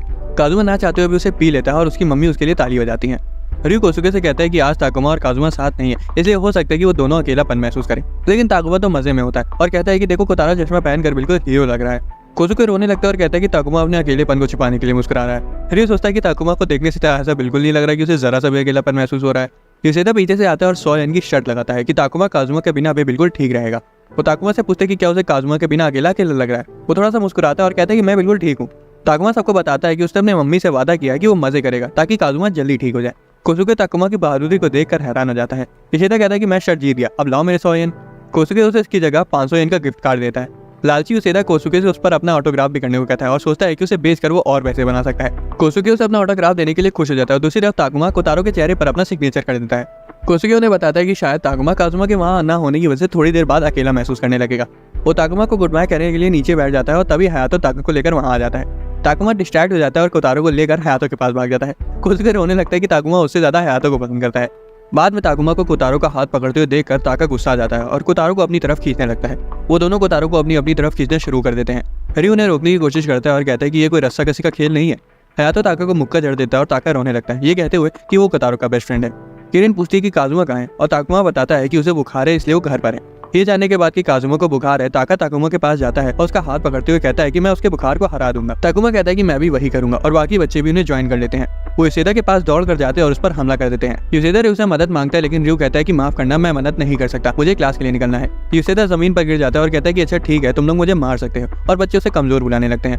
क्लास जाते वक्त रियो सोचता है कि भले ही ताकुमा अभी खेल कूद में बिजी है, लेकिन क्या काजुमा के बिना वो ठीक रहेगा। हयातो कहता है कि शायद काजुमा को बुखार की वजह से दिक्कत हो रही होगी क्योंकि उसका भाई भी उसके साथ नहीं है। रियो कहता है कि हाँ ये तो है और सोचता है कि काजुमा अभी ताकुमा के बिना रो रहा होगा और उसका नाम चिल्ला रहा होगा। रियो सोचता है कि जुड़वा होने के बावजूद दोनों की पर्सनैलिटी एक दूसरे से बिल्कुल उल्टी है। क्लास में वो उनके बारे में सोचते हुए फुसफुसा रहा होता है कि उन्हें एक दूसरे से अलग नहीं होना चाहिए, जिसे यूकी सुन लेती है और सोचती है कि वो किससे ना अलग होने के बारे में सोच रहा है। डे केयर में सभी बच्चे सो रहे होते हैं और ताकुमा की आंखें खुल जाती हैं। वो अपने बगल में कुछ ढूंढता है और ताका का मोजा निकाल लेता है। उसका मोजा पकड़े हुए उसे काजुमा की याद आने लगती है और वो उसे ढूंढने लगता है। ताका धोखे से कोतारो को पैर मार देता है और वो जाग जाता है। वो उठता है और देखता है कि ताकुमा बाहर जा रहा है। दूसरी तरफ रियो को ताकुमा की चिंता हो रही थी, इसलिए वो डे केयर वापस आ रहा था। हालांकि रास्ते में अचानक से कोतारो को देखकर वो लड़खड़ा कर गिर जाता है। कोतारो उसकी ओर भागता है और उसे गले लगा लेता है। उसके बाद वो बताता है कि ताकुमा उधर गया है। स्कूल गेट पर दो लड़कियां ताकुमा और एक बिल्ली को देखती हैं और उन्हें आवाज लगाती हैं। रियो उसके पास आता है और पूछता है कि तुम यहाँ क्या कर रहे हो। ताकुमा रियो से पूछता है कि काजुमा की हालत अब कैसी है। रियो जवाब देता है कि मुझे नहीं पता, लेकिन उसकी हालत पहले से काफी ठीक हो गई होगी। ताकुमा दुखी हो जाता है और नीचे देखने लगता है। कोतारो गेट की तरफ देखता है जहाँ ताकुमा की मम्मी काजुमा को लिए खड़ी थी और कह रही थी कि अब उसका बुखार उतर गया है और वो ताकुमा को लेने आई है। काजुमा रोते हुए ताकुमा के पास जाने को कहता है। ताकुमा भी नीचे बैठ जाता है और रोने लगता है। काजुमा और भी ज्यादा रोने लगता है और उनकी मम्मी दोनों बच्चों को शांत कराती हैं। वो कहती है कि काजुमा इसलिए ठीक हो पाया क्योंकि ताकुमा उसके सामने दुखी होने के बावजूद भी रोया नहीं। उनका रोना सुनकर यूसेदा भी बच्चों के साथ बाहर आ जाता है। वो देखता है कि ये सीन हर बार से बिल्कुल उल्टा है क्योंकि ताकुमा रो रहा है और काजुमा हंस रहा है। उसके बाद वो दोनों बाय बोलते हैं और वहां से चले जाते हैं। रियो का मानना था कि दोनों जुड़वा भाई एक दूसरे के साथ ज्यादा अच्छे लगते हैं। बाद में कोसुके ताकुमा को लेने आता है, लेकिन यूसेदा बताता है कि वो तो पहले ही चला गया। अगले दिन रियो को अपने लॉकर में एक लेटर मिलता है। उसका एक क्लासमेट आता है और पूछता है कि क्या एक लव लेटर है, और चीखने चिल्लाने लगता है। यूकी की दोस्त ये सब सुन लेती है और पूछती है कि क्या तुमने वो रखा था, लेकिन वो मना कर देती है। हाथों चेक करने के लिए लेटर ले लेता है, लेकिन रियो शर्माने लगता है और उसे वापस ले देता है कि क्या करी, मैं खुद चेक कर लूंगा। जैसे ही वो लेटर पढ़ने वाला होता है तभी नुमाता वहां आ जाती है और उनसे रास्ते से हटने को कहती है। वो लेटर छिपा लेता है और माफी मांगता है। लड़का उसके हाथ से वो लेटर ले लेता है और ड्रामेटिक वे में जोर जोर से उसे पढ़ने लगता है। वो लेटर एक लड़की की तरफ से था जो कि रियो को इतना ज्यादा पसंद करती थी जितना मैं अपने सब्सक्राइबर्स को करता हूँ। ये सुनकर युगी और नुमाता दंग रह जाती हैं। लड़का आगे बढ़ता है कि वो लड़की उसके लिए स्कूल के पीछे वेट करेगी। पहली बार रियो का चेहरा भी लाल हो जाता है क्योंकि उसे समझ नहीं आ रहा था कि वह उसका जवाब कैसे देगा।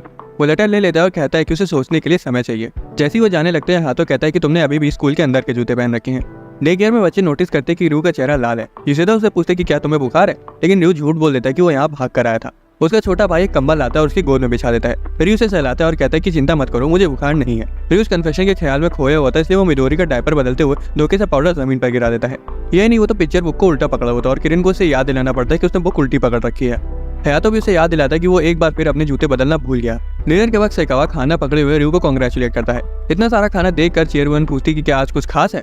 सेकावा बताता है कि रियो को आज उसका पहला लव लेटर मिला है। रियो हड़बड़ाने लगता है और कहता है कि अरे ऐसा कुछ नहीं है, और तुरंत सब्जेक्ट बदलकर खाने की तारीफ करने लगता है।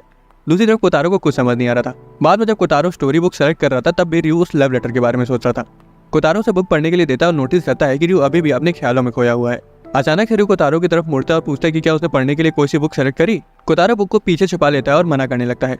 उसके पास जाता है और अपना हाथ फैलाते हुए कहता है कि आज उसे स्टोरी सुने बिना ही सोना है। रियो से बिस्तर पर लिटा देता है और वो धीरे धीरे अपनी आंखें बंद कर लेता है। अगली सुबह रियो स्कूल जाते वक्त भी उस लेटर के बारे में ही सोच रहा था। कोतारो अपने भाई को देखता है और फिर एक संतरे के पेड़ को देखता है। वो रियो का हाथ छोड़ देता है और भाग जाता है। उसी वक्त नुमाता भी स्कूल जा रही थी, खुद को कन्विंस करते हुए कि वो सिर्फ पढ़ने के लिए जल्दी निकली है और ये मानना नहीं चाहती थी कि वो रियो की जासूसी करेगी। यूकी भी इसी वजह से जल्दी निकली थी क्योंकि वो भी जानना चाहती थी कि रियो उस लेटर वाली लड़की से क्या बोलेगा। नुमाता और यूकी रास्ते में मिल जाती हैं। हालांकि वो कुछ बोल पाती उससे पहले ही रियो अचानक से नुमाता का हाथ पकड़ लेता है और उनसे पूछता है कि क्या उन्होंने उसके छोटे भाई कोतारो को कहीं देखा। वो कहीं खो गया है क्योंकि उसने धोखे से उसका हाथ छोड़ दिया था। नुमाता कहती है कि उसने कोतारो को नहीं देखा, इसलिए रियो बिना देरी किए कोतारो को ढूंढने चला जाता है। नुमाता उसे रोकती है और कहती है कि उसके भाई को ढूंढने में वो उसकी मदद करेगी। यूकी भी उसकी मदद करने का ऑफर करती है। उन्हें कोतारो कहीं नहीं मिलता और रियो घबराने लगता है। तभी उसे हयातो की आवाज आती है जो उसे बुला रहा था। वो उड़ता है और देखता है कि कोतारो उसके पास एक संतरा पकड़े खड़ा हुआ है। हयातो बताता है कि वो उसके लिए संतरा लेने किसी के बगीचे में घुस गया था। कोतारो उस फल को नींबू बोलने लगता है जो कि वो रियो का बुखार ठीक करने के लिए लाया था। रियो को याद आता है कि जब वो बीमार था तब कैसे उसके छोटे भाई ने उसके लिए नींबू से दवा बनाई थी। तब उसे समझ आता है कि कोतारो इसी वजह से उसकी देखभाल कर रहा था क्योंकि उसे लग रहा था कि वो बीमार है। रियो इमोशनल हो जाता है क्योंकि उसके छोटे भाई को उसकी चिंता हो रही थी। वो नीचे बैठ जाता है और कोतारो का हाथ पकड़कर रोने लगता है। बाद में रियो लेटर वाली लड़की को रिजेक्ट करने के लिए उससे माफी मांगता है। लड़की भी दुखी हो जाती है और उसके रिजेक्शन को एक्सेप्ट करके वहां से चली जाती है। हयातो जिसने उनकी बातें सुन ली थी रियो से पूछता है कि वो उस लड़की में इंटरेस्टेड तो लग रहा था, फिर उसने उसे रिजेक्ट क्यों कर दिया। वो कहता है कि कोतारो फिलहाल उसकी टॉप प्रायोरिटी है। दूसरी तरफ डे केयर में यूसेदा कोतारो को बता रहा था कि बुद्धू वो संतरा है, लेकिन कोतारो कहता है कि नहीं, ये नींबू ही है। इधर यूकी और नुमाता में रियो की जासूसी करने के लिए झाड़ियों में छिपी हुई थी। उन्हें ये जानकर अंदर से राहत मिलती है कि रियो ने उस लड़की के प्रपोजल को एक्सेप्ट नहीं किया। उसके बाद यूकी नुमाता को मारिया चान कहकर बुलाती है और नुमाता शर्मा जाती है और कहती है कि मुझे मेरे पहले नाम से मत बुलाओ, मुझे शर्म आती है। अगले दिन में सेकावा को किसी का कॉल आता है और जब वो फोन उठाता है तो दूसरी तरफ कोई जोर जोर से सांसें ले रहा था। हयातो ताका को मुक्का जड़ देता है और कहता है कि समय मत बर्बाद करो, अपना नाम बताओ। ताका रोने लगता है और कहता है कि फोन की दूसरी तरफ रियो नहीं है और हयातो से भीख मांगता है कि रियो और कोतारो को बुलाओ। वो फोन ले लेता है और रियो के बारे में पूछता है। रियो कोतारो को पकड़े हुए फोन उठाता है। ताका अपने भाई से बोलता है कि लाओ मुझे बात करने दो, लेकिन हयातो उसे इग्नोर कर देता है और रियो से पूछता है कि क्या तुम शाम को फ्री हो। रियो कहता है कि हाँ वो फ्री है। उसके बाद रियो कोतारो को फोन दे देता है और दूसरी तरफ ताका भी फोन उठाकर कोतारो से पहली बार बात करने के लिए बहुत एक्साइटेड था। वो तेजी से कोतारो को उसके साथ समर फेस्टिवल में चलने के लिए पूछता है और तभी उन्हें किसी चीज के ठुकने की आवाज आती है। असल में कोतारो ने धोखे से फोन में अपना सिर दे दिया था। रियो चेयरवुमन से फेस्टिवल अटेंड करने की परमिशन मांगता है और चेयरवुमन उसे वहां जाने की परमिशन दे देती है। हालांकि उसे वहां की घपलेबाज दुकान वालों से बच के रहने को कहती है। शिकागो ने फेस्टिवल में पहनने के लिए उकाता देता है। फेस्टिवल में ताका, जो कि उकाता पहने हुआ था, घूमने के लिए बहुत एक्साइटेड था और अपनी खिलौने वाली तलवार को हिला रहा था। या तो उसे तलवार ना हिलाने को कहता है और चुपचाप खड़े रहने को बोलता है। तभी रियो वहां जाता है और पूछते कि क्या तुम बहुत देर से इंतजार कर रहे थे, देरी से आने के लिए मुझे माफ करना। हयातो कहता है कि वो तो ठीक है, लेकिन ये बताओ इस उकाता को पहनने में तुमको कितने घंटे लगे। रियो बताता है कि शिकागो और चेयरवुमन ने उसे पहनने को कहा था, इसलिए वो उन्हें मना नहीं कर पाया। ताका कोतारो का हाथ पकड़ लेता है और फेस्टिवल की दुकान की तरफ भागने लगता है। रियो कहता है कि ऐसे मत भागो, गुम हो जाओगे। तो वहीं हाथों कहता है कि लगता है कि ताका को थोड़ी तमीज सिखानी पड़ेगी। कोतारो को एक कॉटन कैंडी पसंद आ जाती है और वो बहुत ध्यान से उसे बनते हुए देखने लगता है। ताका अपनी कॉटन कैंडी तुरंत खा जाता है, लेकिन कोतारो उसे बचा के रखना चाहता था। रियो उसे बताता भी है कि वो कुछ ही देर में पिघल जाएगी, लेकिन फिर भी वो नहीं मानता। तभी ताका को एक दुकान दिखती है जहाँ बहुत सारे खिलौने कई सारे धागों से बंधे हुए थे और तो और उसमें उसका पसंदीदा खिलौना हीरो ट्रांसफॉर्मेशन बेल्ट भी थी। दुकान वाला उन्हें एक बार अपनी किस्मत आजमाने को कहता है, लेकिन रियो और हयातो उन्हें वहाँ से ले जाते हैं। वो कुछ अच्छा खाने का फैसला करते हैं, लेकिन ताका को वही गेम खेलना था। वो उसे बताते कि वो धागे खिलौने से जुड़े ही नहीं है। ताका रोने लगता है और कहता है कि मुझे वहीं ले चलो। तभी एक गोल्डफिश की दुकान में बैठा यूसेदा रियो और हयातो को हाय कहता है। रियो पूछता है कि तुम यहाँ क्या कर रहे हो और यूसेदा समझाता है कि वो अपने पड़ोसियों के स्टॉल पर पार्ट टाइम जॉब कर रहा है। उसके बाद वो पूछता है कि ताका रो क्यों रहा है और ताका कहता है कि मुझे वो लॉटरी वाला गेम खेलना है। यूसेदा ताका और कोतारो को खुश करने के लिए एक गोल्डफिश कैचर देता है, लेकिन पैसे भी मांगता है। हालांकि वो उन्हें डिस्काउंट दे देगा। हयातो कहता है कि मैंने तुमसे बड़ा लाला आदमी नहीं देखा। ताका को अभी भी वही धागे खींचने थे और वो जिद करने लगता है। इसलिए हयातो कहता है कि चुप रहो, नहीं तो मैं तुम्हें इस यूसेदा के पास ही छोड़ दूंगा। तभी कोतारो उससे उसकी तलवार के बारे में पूछता है। वो पहले कोतारो की तरफ देखता है और फिर यूसेदा की ओर, जो कहता है कि मेरी तरफ मत देखो, मैंने कुछ नहीं लिया। रियो भी कहता है कि मेरे पास नहीं है, जिससे ताका को रियलाइज होता है कि उसने अपनी तलवार कहीं खो दी है। वो जोर जोर से रोने लगता है और आसपास के लोग उन्हें देखने लगते हैं, इसलिए हाथों उसके सिर पर टपली बना देता है। रियो ताका को शांत करता है और कहता है कि चिंता मत करो, हम तुम्हारी तलवार ढूंढ लेंगे। हयातो सजेस्ट करता है कि रियो और कोतारो फेस्टिवल एंजॉय करे और वो ताका के साथ मिलकर तलवार ढूंढ लेगा। रियो कहता है कि मैं जेन्युइनली ताका की मदद करना चाहता हूँ, जिस पर हयातो एकदम शांत रहता है। रियो को लगने लगता है कि हयातो उसे अपना भाई भी मानता है। हयातो कहता है कि अगर ये मेरा भाई ना होता तो मैं इसे बात भी ना करता। ये सुनकर ताका फिर से रोने लगता है। वो तलवार ढूंढने में जुट जाते हैं और रियो कहता है कि हमें उस कॉटन कैंडी वाले के पास जाके पूछना चाहिए। ताका अभी भी रोए जा रहा था और दुकान वाला उनसे लॉस्ट एंड फाउंड स्टॉल में जाकर चेक करने को कहता है। लॉस्ट एंड फाउंड स्टॉल में उन्हें यागी मिलता है, जिसे कई सारी लड़कियों ने घेर रखा था। रियो यागी को ताका की खोई हुई तलवार के बारे में बताता है। यागी ताका को रोते हुए देखता है, जिससे उसकी नाक से खून आने लगता है। रियो को उसकी चिंता होने लगती है, लेकिन यागी का दोस्त नेज़ु कहता है कि चिंता करने की कोई जरूरत नहीं, यागी के साथ यह हमेशा होता है। उन्हें तलवार के लिए बॉक्स को चेक करने को कहता है। हालांकि उसमें भी उन्हें उसकी तलवार नहीं मिलती। ताका बहुत दुखी हो जाता है कि उसकी तलवार खो गई। हयातो कहता है कि वो काफी देर से उसकी तलवार ढूंढ रहे हैं और अब उन्हें रुक जाना चाहिए। ताका हारी मानने से मना कर देता है, इसलिए हयातो कहता है कि जाओ जाके खुद ढूंढ लो। रियो दखल देते हुए कहता है कि तुम्हें अपने छोटे भाई के साथ इतनी सख्ती से पेश नहीं आना चाहिए, लेकिन हयातो कहता है कि तुम चुप रहो। वो ताका को दो चॉइसेस देता है, या तो वो खुद से तलवार ढूंढ ले या फिर उसके साथ लॉटरी वाला गेम खेले। हयातो से रियो को उसकी तलवार ढूंढने में मदद करने के लिए शुक्रिया कहने को भी याद दिलाता है। ताका आखिरी बार अपनी तलवार को अलविदा कहकर हारी मान लेता है। उसके बाद वो लॉटरी वाला गेम खेलने जाते हैं। ताका सोचता है कि उसे कौन सा धागा खींचना चाहिए और हयातो कहता है कि जो भी धागा खींचते हैं जल्दी खींचो। रियो कहता है कि जल्दीबाजी मत करो, उसको अपना समय लेने दो। अचानक से कोतारो एक धागा खींच लेता है और ताका की तलवार उससे निकल आती है। वो अपनी तलवार वापस पाकर फूला नहीं समा रहा था। हयातो दुकान वाले की गुद्दी पकड़ लेता है और दुकान वाला ताका की तलवार चुराने के लिए माफी मांगता है और अपॉलॉजी के लिए उन्हें एक गेम भी देता है, जिसे वो चेयरवुमन को तोहफे के तौर पर दे देते हैं। और कोतारो अपनी पिचकी हुई कॉटन कैंडी को देखकर दुखी हो जाता है। अगले दिन वो सभी बीच पर जाते हैं। मिडोरी, ताका और ताकुमा तो पूरे मजे कर रहे थे, तो वहीं किरिन और काजुमा रो रहे थे और अभी तक सदमे में थे। रियो उनकी देखभाल कर रहा था। यूसेदा आता है और कहता है कि ये लो, इनके तो अभी से दो ग्रुप बन गए। रियो कहता है कि मुझे नहीं लग रहा था कि तुम्हारा समुद्र में तैरने का कोई इरादा होगा। यूसेदा कहता है कि तुम बिल्कुल सही हो, मैं यहाँ तैरने नहीं आया, मैं तो बस यहाँ अपनी आंखें सेकने आया हूँ। वो यादों के बारे में पूछता है। रियो समुद्र की ओर इशारा करता है। तभी अचानक से किरिन की मॉम पीछे से आ जाती है और रियो चौंक जाता है। बाकी बच्चों की मम्मियाँ भी वहाँ आ जाती है और कहती है कि तुम जाके स्विमिंग एंजॉय करो, आज हम बच्चों की देखभाल कर लेंगी। शिजुका कहती है कि मैंने निमाता को भी आने को कहा था, वो भी शायद आती ही होगी। तभी निमाता वहाँ आ जाती है और देरी से आने के लिए माफी मांगती है। वो सभी उसे देखकर हैरान हो जाते हैं, क्योंकि उसने स्कूल का स्विमसूट पहन रखा था। यूसेदा कहता है कि ये नॉटी गर्ल स्कूल का स्विमसूट पहन कर आ गई, और शिजुका कहती है कि तुम अपने काम से मतलब रखो। युगारी उसे बताती है कि लड़कियों को हमेशा अच्छा दिखना चाहिए, और यह कहती है कि हाँ ये तो है। इसलिए शिजुका कहती है कि चलो तुम्हारे लिए एक स्विमसूट ले लिया जाए। युगारी कहती है कि यह हमारी तरफ से बच्चों के लिए खाना बनाने का एक तोहफा है। निमाता मना करने की कोशिश करती है, लेकिन नहीं कर पाती। यूसेदा कमेंट करता है कि ऐसी सिचुएशन तुम मना कर भी नहीं सकती। बाद में जब बच्चे भुट्टा खा रहे होते तब यूसेदा रियो से कहता है कि तुम तैरने क्यों नहीं चले जाते। रियो कहता है कि कोतारो को शायद समुद्र से थोड़ा डर लगता है, इसलिए मैं फिलहाल उसी के साथ यहाँ रहूंगा। यूसेदा कहता है इसमें इतना डरने वाली क्या बात है। वो चेक करने के लिए काजुआ को पानी में रखता है और वो तुरंत रोने लगता है। रियो कोतारो को अपनी गोदी में लिए पानी में चला जाता है। ये सोचते हैं कि शायद बच्चों को पानी में बह जाने का डर लगता है।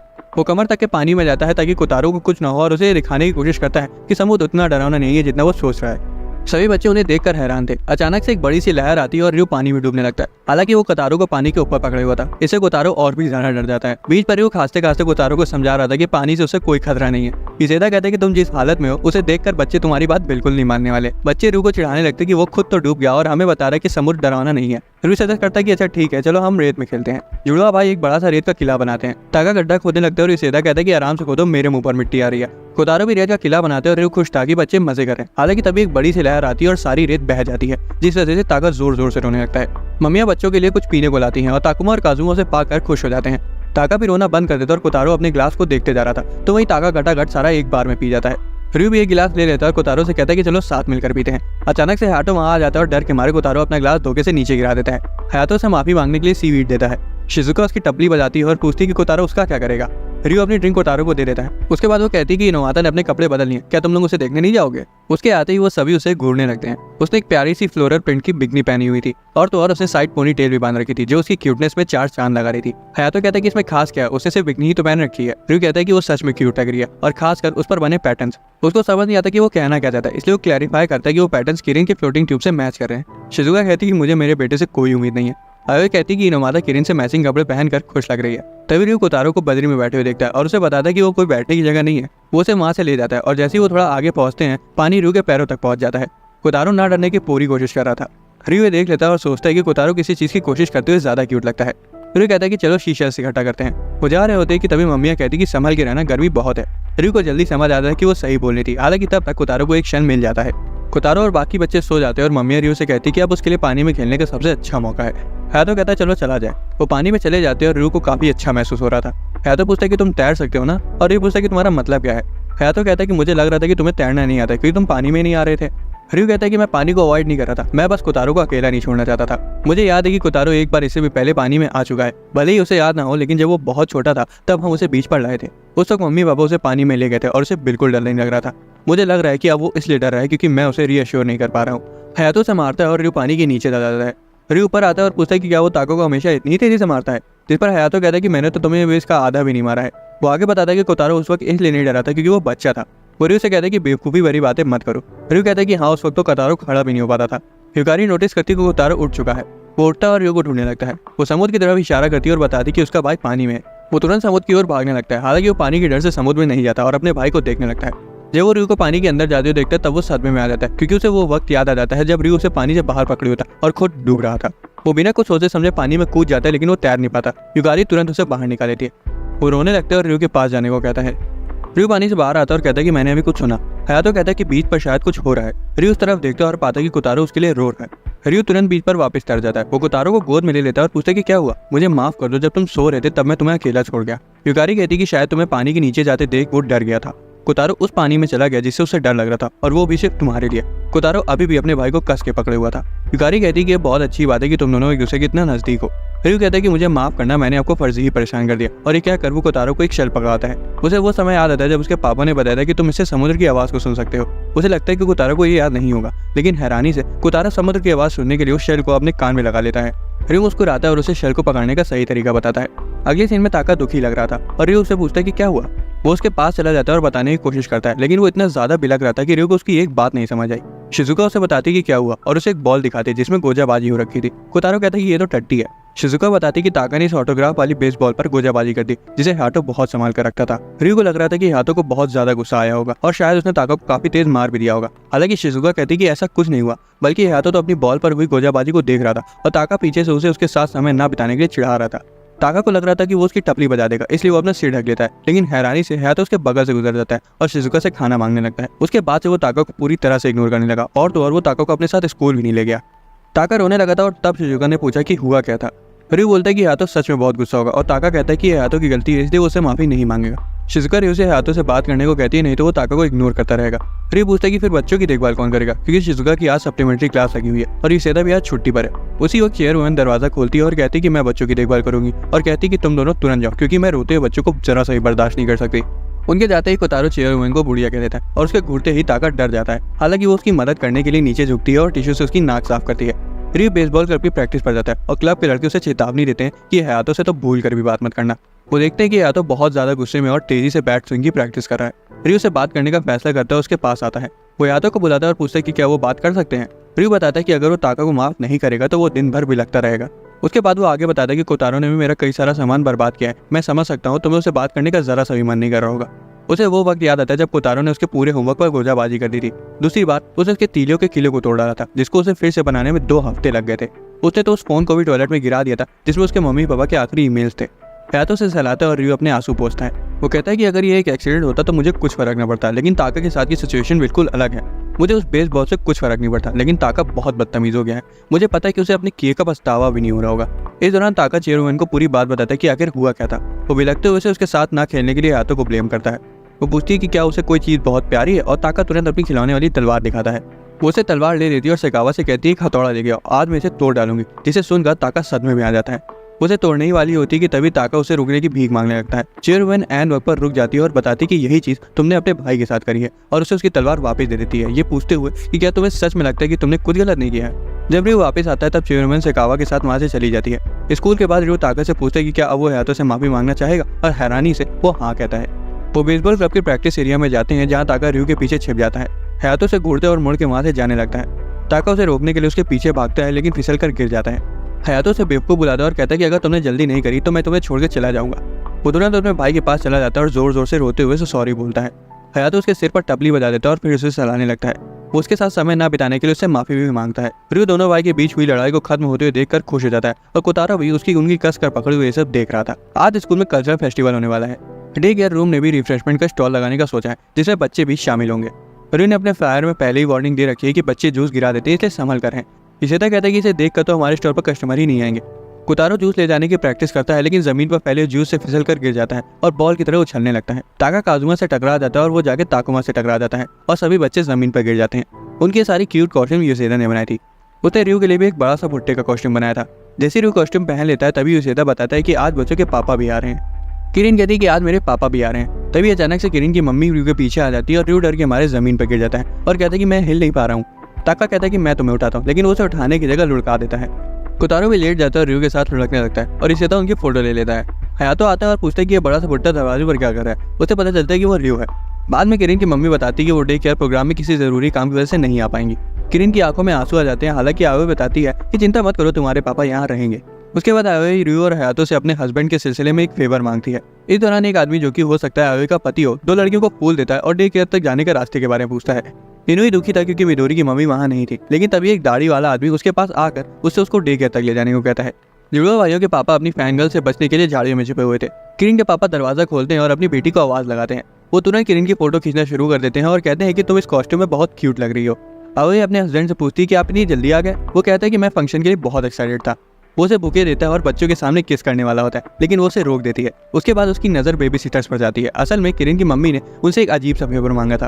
वो चाहती थी कि सभी लड़के लड़की होने का दिखावा करे, क्योंकि उसका हस्बैंड थोड़ा सनकी सा है और सोचता है कि हर लड़का उनकी बेटी से शादी करना चाहता है। इशिता की आवाज एकदम मर्दों वाली थी, हालांकि फिर भी वो नहीं समझ पाता, लेकिन जब वो उसे हाथ मिलाने का अपना हाथ आगे बढ़ाता है तब उसे तुरंत समझ आ जाता है। वो गुस्सा आता है और पूछता है कि यहाँ लड़के बेबी सिटिंग क्यों कर रहे हैं, लेकिन तब तक आवे जा चुकी थी। उसे पता चलता है कि बाकी बच्चे भी लड़के हैं और वो और ज्यादा गुस्सा आ जाता है। मिडोरी उसका पाँव काट लेती है और किरिन बताती कि मिडोरी लड़का नहीं है। वो मिडोरी को गोद में उठाता है और माफी मांगता है। वो उसकी बड़ी गोल आंखों की तारीफ करता है और कहता है कि अगर मैं 30 साल छोटा होता तो मैं शादी के लिए तुम्हारा हाथ मांगता।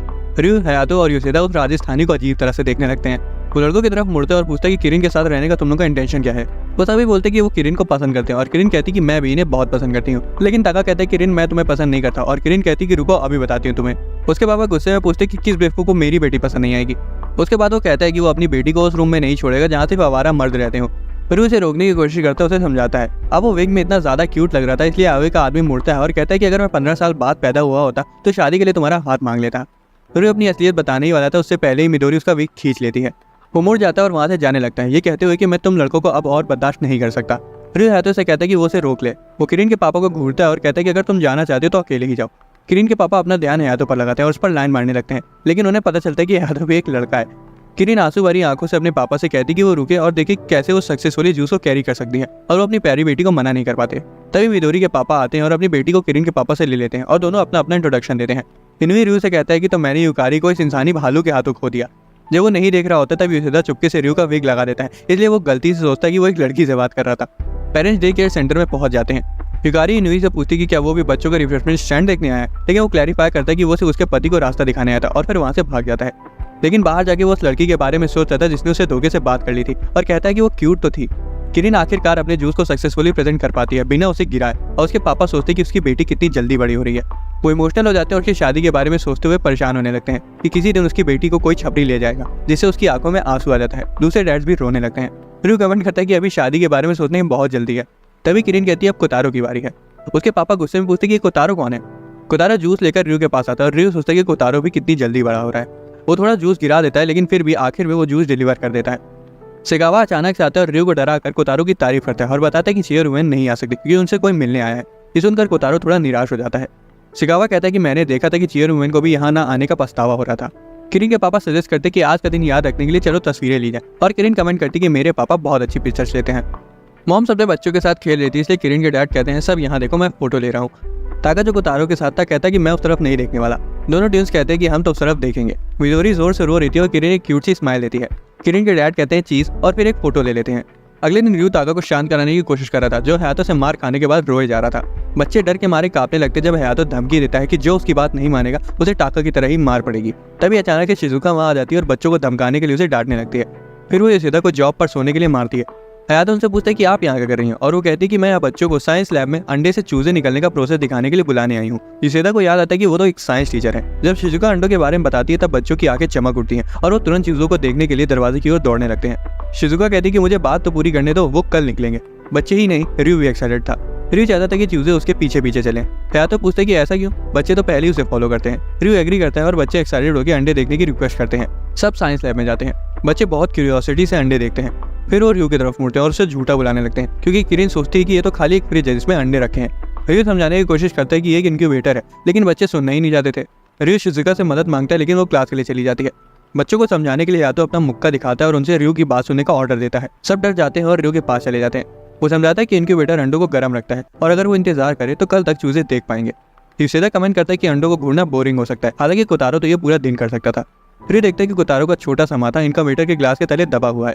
वो कोतारो को उठाता है और कहता है कि चलो कल वापस आते हैं। दूसरी तरफ योशिदा देखता है कि बच्चे एक बॉडी मॉडल का पोस्टमार्टम कर रहे हैं। अगले दिन सुबह जल्दी कोतारो र्यू को साइंस लैब की तरफ खींच रहा होता है। वो साइंस रूम की तरफ इशारा करता है और चूजे देखने की मांग करता है। शिजुका कहती है कि स्टूडेंट जिन्हें चीजें सीखने में दिलचस्पी होती है उनका सीखने के लिए हमेशा स्वागत है। वो टाइम पे पहुंच जाते हैं क्योंकि चूजे निकलने ही वाले थे। र्यू और कोतारो बहुत ध्यान से चूजे निकलते हुए देखते हैं। शिजुका उन्हें देखकर मुस्कुराती है क्योंकि र्यू भी चूजे देखकर एक्साइटेड हो जाता है। वो कहती है कि ये दोनों बहुत क्यूट है, मेरे अपने बेटे जैसे नहीं जो इस वक्त भी सो रहे हैं। 1 घंटे बाद तक शिजुका सो जाती है और र्यू भी झपकियां ले रहा होता है, लेकिन कोतारो इनक्यूबेटर से सट कर चूजों को देख रहा होता है। वो देखता है कि एक चूजे ने अपना पंख बाहर निकाल लिया है। र्यू उठ जाता है और देखता है कि कोतारो उसे इतना ध्यान से देख रहा है जिससे उसके माथे से धुआं आ रहा है। र्यू अपनी हंसी रोकता है जब वो कोतारो को चूजे के साथ स्ट्रगल करते हुए देखता है। चूजा आखिरकार अपने शेल से निकल आता है और कोतारो इसके बारे में अपने भाई को बताता है, लेकिन जैसे ही वो चूजे की तरफ देखता है वो गिर जाता है। शिजुका समझाती है कि शेल से निकलने की मेहनत के बाद वो आराम कर रहा है। कोतारो अपने भाई को गले लगा लेता है। र्यू को भी वो वक्त याद आ जाता है जब उसका छोटा भाई पैदा हुआ था। वो कोतारो को उठा लेता है और कहता है कि चलो सबको बताते हैं। बाद में चूजों ने कोतारो को अपनी माँ समझ लेता है और अब वो उसके पीछे पीछे चल रहे होते हैं। बच्चे देखकर हैरान हो जाते हैं कि चूजे उसके पीछे चल रहे हैं। ताका जलने लगता है और कहता है कि ये तो नाइंसाफी है कि कोतारो को सब मिल गया। वो एक चूजे को पकड़ने की कोशिश करता है और चूजे इधर उधर भाग जाते हैं। बच्चे उन्हें पकड़ने के लिए दौड़ पड़ते हैं। र्यू योशिदा से कहता है कि वो चूजे को पकड़ने में उसकी मदद करे। तभी एक चूजा विंडो की तरफ भाग जाता है जहाँ एक बिल्ली छिपी होती है। बिल्ली चूजे पर टारगेट करती है और सबकी सांसें अटक जाती है। बिल्ली छलांग लगाती है, लेकिन हैरानी से कोतारो चूजे को ढक लेता है। शुक्र है कि हयातो बिल्ली को चूजे तक पहुंचने से पहले ही पकड़ लेता है और सबको याद दिलाता है कि जब चूजे को खुला छोड़ो तो विंडो बंद रखो। र्यू कोतारो के सिर पर हाथ फेरता है और कहता है गुड बॉय, तुमने चूजे को बचाने की कोशिश करी। कोतारो मुस्कुराता है और चूजे को उठा लेता है। आखिर में र्यू के पीछे कोतारो और उसके पीछे चूजे चलने लगते हैं। आज इसे तो बीमार है और घर पर है। जब वो र्यू को कॉल करते तो काफी बीमार लग रहा था। टाका लगातार उछलता है और कहता है कि मुझे उनसे बात करने दो, जबकि कोतारो चुपचाप सुनता रहता है। योशिदा र्यू को बताता है कि वो डे केयर नहीं आ सकता और उसे सेकावा को उसकी जगह काम करने के लिए कह दिया है। सेकावा अचानक से आता है और र्यू को डरा देता है। वो कहता है कि मैं बच्चों को संभालने में अपनी पूरी कोशिश करूंगा, तुम अपनी क्लास में जा सकते हो। मिडोरी का ध्यान रखने के लिए सेकावा एक किताब लाता है जिसका नाम होता है now that you are a mommy. Kotaro उसकी पैंट पकड़ता है और इशारा करता है कि मैं तुम्हारे साथ हूँ। सेकावा इससे काफी खुश होता है। शिजुका ताका से कहती है कि वो सेकावा के साथ अच्छे से बिहेव करे और र्यू कोतारो से कहता है कि वो उसके साथ एक गुड बॉय बनकर रहे। दूसरे बच्चे आते हैं और एक्साइटेडली कहते हैं ये तो बटलर अंकल है ना। र्यू मिडोरी को सेकावा पर स्ट्रैप कर देता है। बच्चे उसकी तरफ दौड़ते हैं और वो उन्हें ग्रीट करता है। र्यू कहता है कि वो आज यहाँ योशिदा के बीमार होने की वजह से है। किरण उसके साथ वक्त बिताने के लिए काफी एक्साइटेड थी। ट्विन सेकावा के साथ खेलना चाहते थे। ताका कहता है कि उस बेवकूफ योशिदा को किसकी जरूरत है, और दूसरी तरफ योशिदा कुछ छींकें आने लगती हैं। र्यू कहता है कि अब मुझे अपनी क्लास में रहना है, हेल्प के लिए थैंक्स, और सभी को बाय कहकर वहां से चला जाता है। अब बच्चे बहुत दूर खड़े होते हैं और सेकावा सोचते हैं कि कैसे उनके लिए एक सेफ और वेलकमिंग एटमॉस्फेयर बनाया जाए। कोतारो सपोर्ट दिखाने के लिए अपना हाथ उस पर रखता है। शिकावा डिसाइड करता है कि सबसे अच्छा तरीका यही है कि वो झुक कर अच्छे से अपना इंट्रोडक्शन दे और सबका सपोर्ट मांगे। हालांकि ये करने से बच्चों को लगने लगता है कि जैसे अब वो इंचार्ज हैं। वो उसे खींचते हैं और कहते हैं कि वो उसे अलग अलग गेम सिखाएंगे। इस दौरान योशिदा अपने बेड पर लेटे हुए सोचते हैं कि क्या बच्चे उसे ज्यादा मिस तो नहीं कर रहे होंगे। हालांकि वो इमेजिन करता है कि वो सभी उसके बिना रो रहे होंगे और कोतारो भी ये किताब सैड पांडा पकड़े रो रहा होगा। योशिदा को ज्यादा आराम मिल पाता उससे पहले ही शिकावा का कॉल आ जाता है। कनेक्शन खराब था लेकिन वो मिडोरी से रिलेटेड इमरजेंसी के बारे में कुछ सुन लेता है, फिर लाइन कट जाती है। जब वो दोबारा कॉल करता है तो फोन आउट ऑफ सर्विस आता है, जिससे उसे चिंता होने लगती है। एक फ्लैशबैक में 10 मिनट पहले मिडोरी रो रही होती है क्योंकि उसका डायपर लीक हो गया था और शिकावा के बैग पर लग गया था। वो कहता है कि हमें उसका डायपर बदलना चाहिए, तो किरण डायपर लाने के लिए दौड़ती है और ताका वाइप्स लाने के लिए। शिकावा उनका शुक्रिया अदा करता है लेकिन उन्हें दौड़ने से रोकता है। किरण ताका से टकरा जाती है और दोनों गिर जाते हैं और डायपर्स भी पानी में गिरकर भीग जाते हैं। वो दोनों रोना शुरू कर देते हैं लेकिन शिकावा उनसे कहता है कि इसमें घबराने वाली कोई बात नहीं है और वो स्पेयर डायपर्स के लिए योशिदा को कॉल करता है। लेकिन बीच में ही मिडोरी उसका फोन पर मार देती है और वो पानी में गिर जाता है। किरण रोना शुरू कर देती है और कहती है कि ये सब ताका की गलती है। ताका चिल्लाता है कि ये मेरी गलती नहीं है। मिडोरी भी जोर से रो रही थी और सबको रोते हुए देखकर दोनों भाई भी रोना शुरू कर देते हैं। Baby seater club crime club बन जाता है। बस कोतारो ही अकेला था जो नहीं रो रहा था। शिकावा मिडोरी को नीचे ले जाता है और एक जिम्मेदार बेबी सीटर बनने का फैसला करता है। वो अपने चश्मे को ठीक करते हुए अपनी स्लीव्स को ऊपर चढ़ाता है और एक कपड़ा उठाता है। इस बीच रियो और उसके क्लासमेट अपने जिम पीरियड के दौरान जॉगिंग कर रहे होते हैं। अचानक से एक आदमी जमीन पर गिर जाता है जिससे रियो शॉक हो जाता है। वो देखता है कि ये तो योशिदा है जो कि बीमार होने के बावजूद मिडोरी की इमरजेंसी के बारे में जानने के लिए बेचैन था। रियो और आयातो उसकी मदद करते हुए उसे डे केयर रूम में ले जाते हैं। हालांकि मिडोरी बिल्कुल ठीक थी क्योंकि शिकावा ने उसके लिए कपड़े से ही डायपर बना दिया था और उसके गंदे कपड़ों को भी धो दिया था। योशिदा को ये सब जानकर राहत महसूस होती है। ताका और किरण उसे कहते हैं कि हम लोग ठीक है, तुम जाओ आराम करो। कोतारो कहता है कि लेमन टी पियो और ट्विंस कहते हैं कि योशिदा तुम जल्दी ठीक हो जाओ। योशिदा इमोशनल हो जाता है और आयातो कहता है कि तुम रोने के लिए भी थोड़े बड़े नहीं हो। योशिदा अब जाने के लिए तैयार था लेकिन मिडोरी उसकी पैंट पकड़कर खींचने लगती है। शिकावा बताता है कि मिडोरी उसके वहां ना होने को लेकर सबसे ज्यादा चिंता में थी। तभी मिडोरी उसका नाम पुकारती है और वो शर्मा जाता है। रियो दंग रह जाता है क्योंकि ये पहली बार था जब मिडोरी ने कुछ बोला है। अगले दिन युकारी मुंह फुलाए होती है और कहती है कि ये ठीक नहीं है क्योंकि मिडोरी का पहला शब्द मामा या पापा होना चाहिए था। योशिदा कहता है सॉरी और मिडोरी मुस्कुराती है। अगले सीन में युकी डे केयर रूम के इर्द गिर्द चुपके से अपने बॉल लेने आती है। वो शर्माती है और अपने आप से कहती है कि वो रियो को यहाँ देखने नहीं आई है। खुद को रोकने की कोशिश करने के बावजूद आखिरकार वो अंदर झांकी लेती है। ताकुमा उसे देख लेता है और जैसे ही रियो बाहर देखता है वो जल्दी से छुप जाती है। इनुमाता वहाँ आती है और पूछती है कि वो झाड़ियों के पीछे क्यों है। वो कहती है कि मैं रियो पर नजर नहीं रख रही हूँ, मैं तो यहाँ सिर्फ अपनी बॉल लेने के लिए आई थी। लेकिन तब तक वो बॉल गायब हो चुकी थी और एक बिल्ला उसे खेल रहा था। इनुमाता कहती है कि बहाने बनाना बंद करो और शर्माते हुए कहती है कि अगर तुम्हें बच्चों के साथ अकेले खेलना एम्बैरेसिंग लगता है तो मैं तुम्हारे साथ चलती हूँ। लेकिन जब उसे कोई जवाब नहीं मिलता तो वहाँ से जाने लगती है। युकी इसे रोक लेती है और बोलती है कि मुझे छोटे बच्चों के साथ एडजस्ट करने में काफी मुश्किल होती है। और तभी बच्चे खिड़की खोलकर देखते कि बाहर क्या हो रहा है। इनुमाता उसका डर दूर करने की जिम्मेदारी लेती है और रियो को बताती है कि युकी को छोटे बच्चों के साथ एडजस्ट करने में मदद चाहिए। फिर वो उसका हाथ पकड़ती है और युकी को डे केयर रूम में ले जाती है। बाहर ताकुमा खिड़की पर चढ़ने की कोशिश करता है लेकिन रियो उसे रोक लेता है। इनुमाता उसे समझाती है कि उसके फ्यूचर के लिए बच्चों के साथ एडजस्ट करना कितना जरूरी है और वो शर्माने लगती है। रूम में युकी बच्चों की तरफ देखती है जो उसे घूर रहे होते हैं। किरण उसका नाम पूछती है और वो सभी को अपना इंट्रोडक्शन देती है। सारे बच्चे एक साथ अपना इंट्रोडक्शन देने लगते हैं जिससे युकी थोड़ा ओवरवेल्म हो जाती है। रियो कहता है कि लगता है कि बच्ची युकी के साथ कंफर्टेबल है, जिससे वो थोड़ा शर्मा जाती है। किरण उसके सीने पर कूद जाती है और कहती है कि ये तो बिल्कुल मम्मी जैसे लगते हैं। दूसरे बच्चे भी उन्हें छूने की परमिशन मांगते हैं लेकिन रियो और इनुमाता उन्हें जल्दी से रोक लेते हैं। योशिदा सजेस्ट करता है कि बच्चों की एनर्जी को डाइवर्ट करने के लिए उन्हें वॉक पर ले जाना चाहिए और बच्चे भी एक्साइटेड होकर दरवाजे की तरफ भाग जाते हैं। वॉक के लिए हर कोई एक एक बच्चे के साथ प्यार होता है। किरण इनुमाता से कहती है कि मेरा हाथ मजबूती से पकड़ो और छोड़ना मत। योशिदा ताका का हाथ पकड़ता है जो कहता है कि मुझे तुम्हारा हाथ नहीं चाहिए। रियो ट्विन से कहता है कि वो उसके साथ चले और वो मान जाते हैं। कोतारो रियो की तरफ देखता है और रियो युकी से कहता है कि तुम कोतारो का हाथ पकड़ लो क्योंकि वो सबसे शांत है। वो उसका हाथ मांगती है और कोतारो उसका हाथ पकड़ लेता है। युकी और कोतारो हाथ में हाथ डालकर चलते हैं। युकी को ये सोचकर उस पर बहुत प्यार आता है कि कोतारो कितना क्यूट है। उसे अपनी पुरानी यादें याद आती है जब बच्चे उस पर थूकना या उसकी स्कर्ट उठाने की कोशिश करते थे, लेकिन अब कोतारो के साथ रहकर उसे अच्छा महसूस हो रहा है। वो देखती है कि कोतारो रियो के साथ ना होने की वजह से थोड़ा उदास लग रहा है। युकी सोचती है कि वो रो रहा है इसलिए वो उसके आंसू पोंछने के लिए अपना हैंकी निकालती है। हालांकि उसकी तो सिर्फ नाक छू रही थी जिससे वो डर जाती है। ताका आता है और उसकी स्कर्ट से कोतारो की नाक साफ करने लगता है। हालांकि रियो उसे रोक लेता है। किरण युकी के पास आती है और कहती है अपना हाथ आगे बढ़ाओ। वो उसे कुछ कीड़े दे देती है जिससे युकी इतना ज्यादा डर जाती है कि वो वहीं बेहोश हो जाती है, ये सोचते हुए कि मैं कभी भी रियो और इनुमाता जैसे बच्चों को नहीं समझ पाऊंगी। जब वो नर्स के ऑफिस में होश में आती तो रियो आता है और पूछते कि क्या तुम जाके। वो बैठ जाती है और शर्माने लगती है और पूछती कि क्या तुम मुझे यहाँ लेकर आए थे। रियो कहता है कि योशिदा तुम्हें यहाँ लेकर आया था। फिर वो पूछते कि क्या अब तुम ठीक हो, लेकिन युकी को दुख हो रहा था और वो रियो से कहती है कि मुझे छोटे बच्चों के साथ एडजस्ट करने में बहुत मुश्किल होती है। रियो से तसल्ली देता है कि बच्चों के साथ रहना सच में मुश्किल है। मुझे भी बहती नाक और गंदी चीजें पसंद नहीं है, किसको पसंद होती हैं, बस मुझे आदत हो गई है। मैं भी कीड़ों से चिढ़ जाता हूँ। वो समझाता है कि बच्चे खेलते वक्त कुछ नहीं सोचते, लेकिन जब तुम उनकी आदत डाल लोगे तो तुम उनके साथ रहकर खुशी महसूस होगी।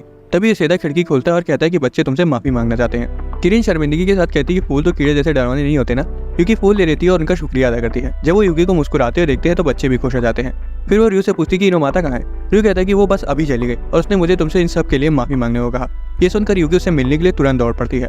असल में इनोमाता इस बात को लेकर दुखी थी कि वो जो कुछ भी करे आखिर में सब कुछ बिगड़ ही जाता है। तभी यूकी उसे पीछे से हक कर लेती है और सभी चीज़ों के लिए उसका शुक्रिया अदा करती है, जिससे इनोमाता शर्मा जाती है और उसे काफ़ी अच्छा लगता है।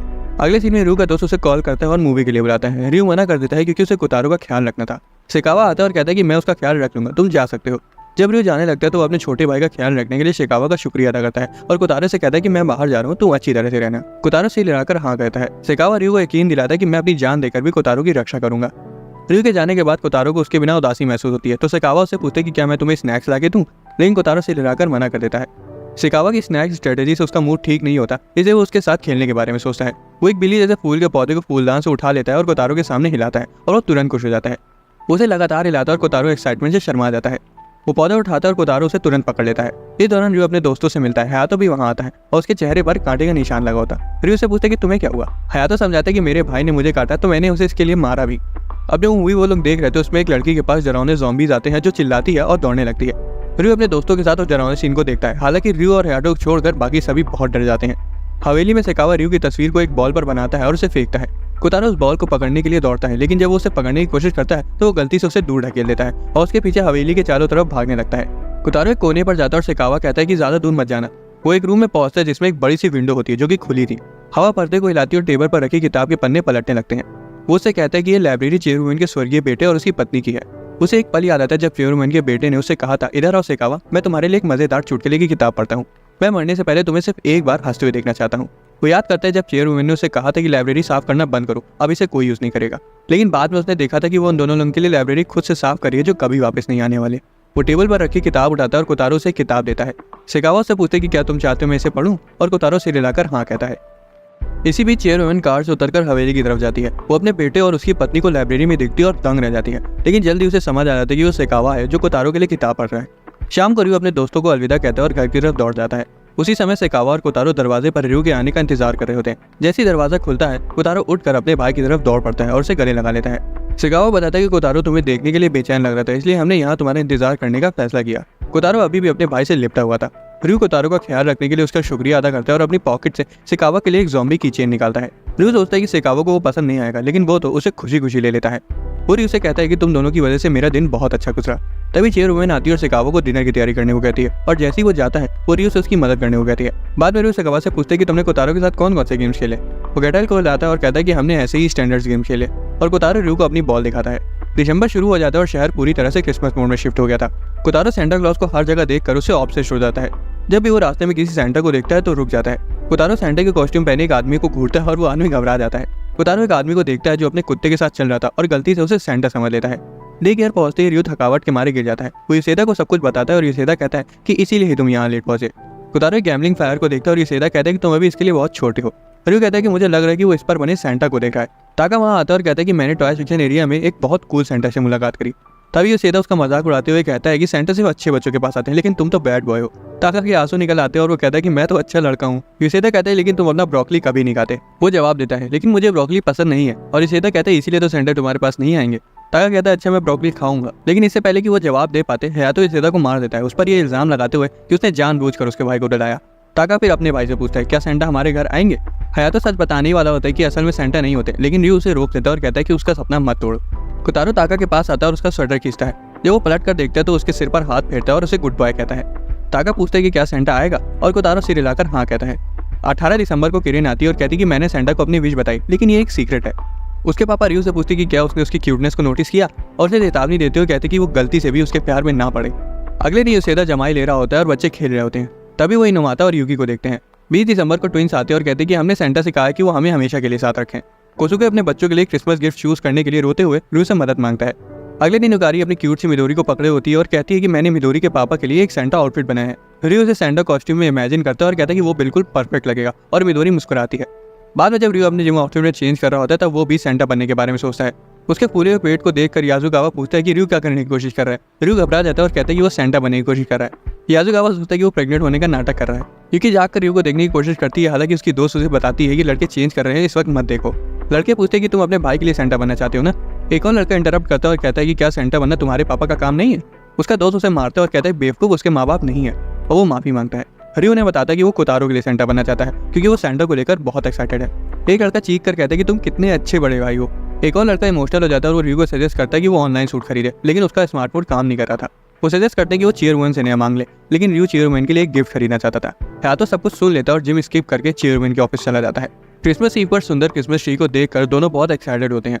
सिकावा उनके लिए एक शानदार फीस्ट प्रेजेंट करता है। कोतारो खाने के लिए तैयार होता है और रियो कहता है कि ये हम दोनों के लिए ज्यादा नहीं है। सिकावा कहता है चेयरवुमन काम पर है इसलिए वो यहाँ नहीं आ सकती। इससे कोतारो उदास हो जाता है। सिकावा कहता है कि उसको भी काम है इसलिए वो भी यहाँ नहीं रह सकता। इससे कोतारो और ज्यादा उदास हो जाता है। वो उन्हें मैरी क्रिसमस कहता है और चला जाता है। कोतारो रियो की स्लीव पकड़ता है क्योंकि वो दोनों अकेला महसूस कर रहे थे। रियो से तसल्ली देता है कि तुम्हारा भाई अभी भी यहीं है। वो कहता है कि हम खाने के मजे ले सकते हैं और सेंटा भी जल्दी यहाँ आता होगा। ये सुनकर कोतारो एक्साइटेड हो जाता है। फिर वो सेंटा की ड्रेस को याद करता है जो उसके दोस्तों ने उसके लिए अरेंज करी थी। वो कोतारो से कहता है कि मुझे बाथरूम जाना है, लेकिन जैसे ही वो चलता है उसका छोटा भाई उसके पीछे पीछे चलने लगता है। वो पलट कर देखता है और कोतारो को अपने पीछे देखकर हैरान हो जाता है। वो सेंटा कॉस्ट्यूम पहनने के लिए बाथरूम के अंदर जाता है, लेकिन जैसे ही वो अंदर बैठता है वो देखता है कि कोतारो पहले से उसके साथ अंदर आ चुका है और रियो के लिए सेंटा कॉस्ट्यूम में बदलना मुश्किल हो जाता है। तभी डोरबेल बजती है और कोतारो की आंखों में चमक आ जाती है और वो कहता है कि सेंटा आ गया। जैसे ही दरवाजा खुलता है वो सभी को देखता है जो उन्हें मैरी क्रिसमस विश करते हैं। रियो शर्मा जाता है और कोतारो की आंखें चमक उठती हैं। चेयरवुमन रियो के पास आती है और उसके सिर पर गिफ्ट थपथपाती है और कहती है कि मुझे ऐसे बच्चे पसंद है जो मैच्योर होने में फेल हो जाते हैं। वो उसे गिफ्ट देती है और वो उसे ले लेता है। सभी लोग खुश होते हैं, बच्चे, माँ बाप और रियो के दोस्त, लेकिन सबसे ज्यादा खुश कोतारो होता है। पता चलता है कि हयातो ने चेयरवुमन को रियो के टूटे हुए फोन के बारे में बता दिया था, इसीलिए उसे चेयरवुमन से नया फोन गिफ्ट में मिला है। सभी 5 से गिनती शुरू करते हैं और वो एक यादगार तस्वीर लेने के लिए रेडी हो जाते हैं। सभी लोग मैरी क्रिसमस विश करते हैं और तस्वीर ले ली जाती है। इसी के साथ हमारा प्यारा सा एनीमे यहाँ खत्म हो जाता है। दोस्तों, अगर आपको एक्सप्लेनेशन पसंद आया तो वीडियो को लाइक और चैनल को सब्सक्राइब कर लेना। मिलते हैं अगली वीडियो में।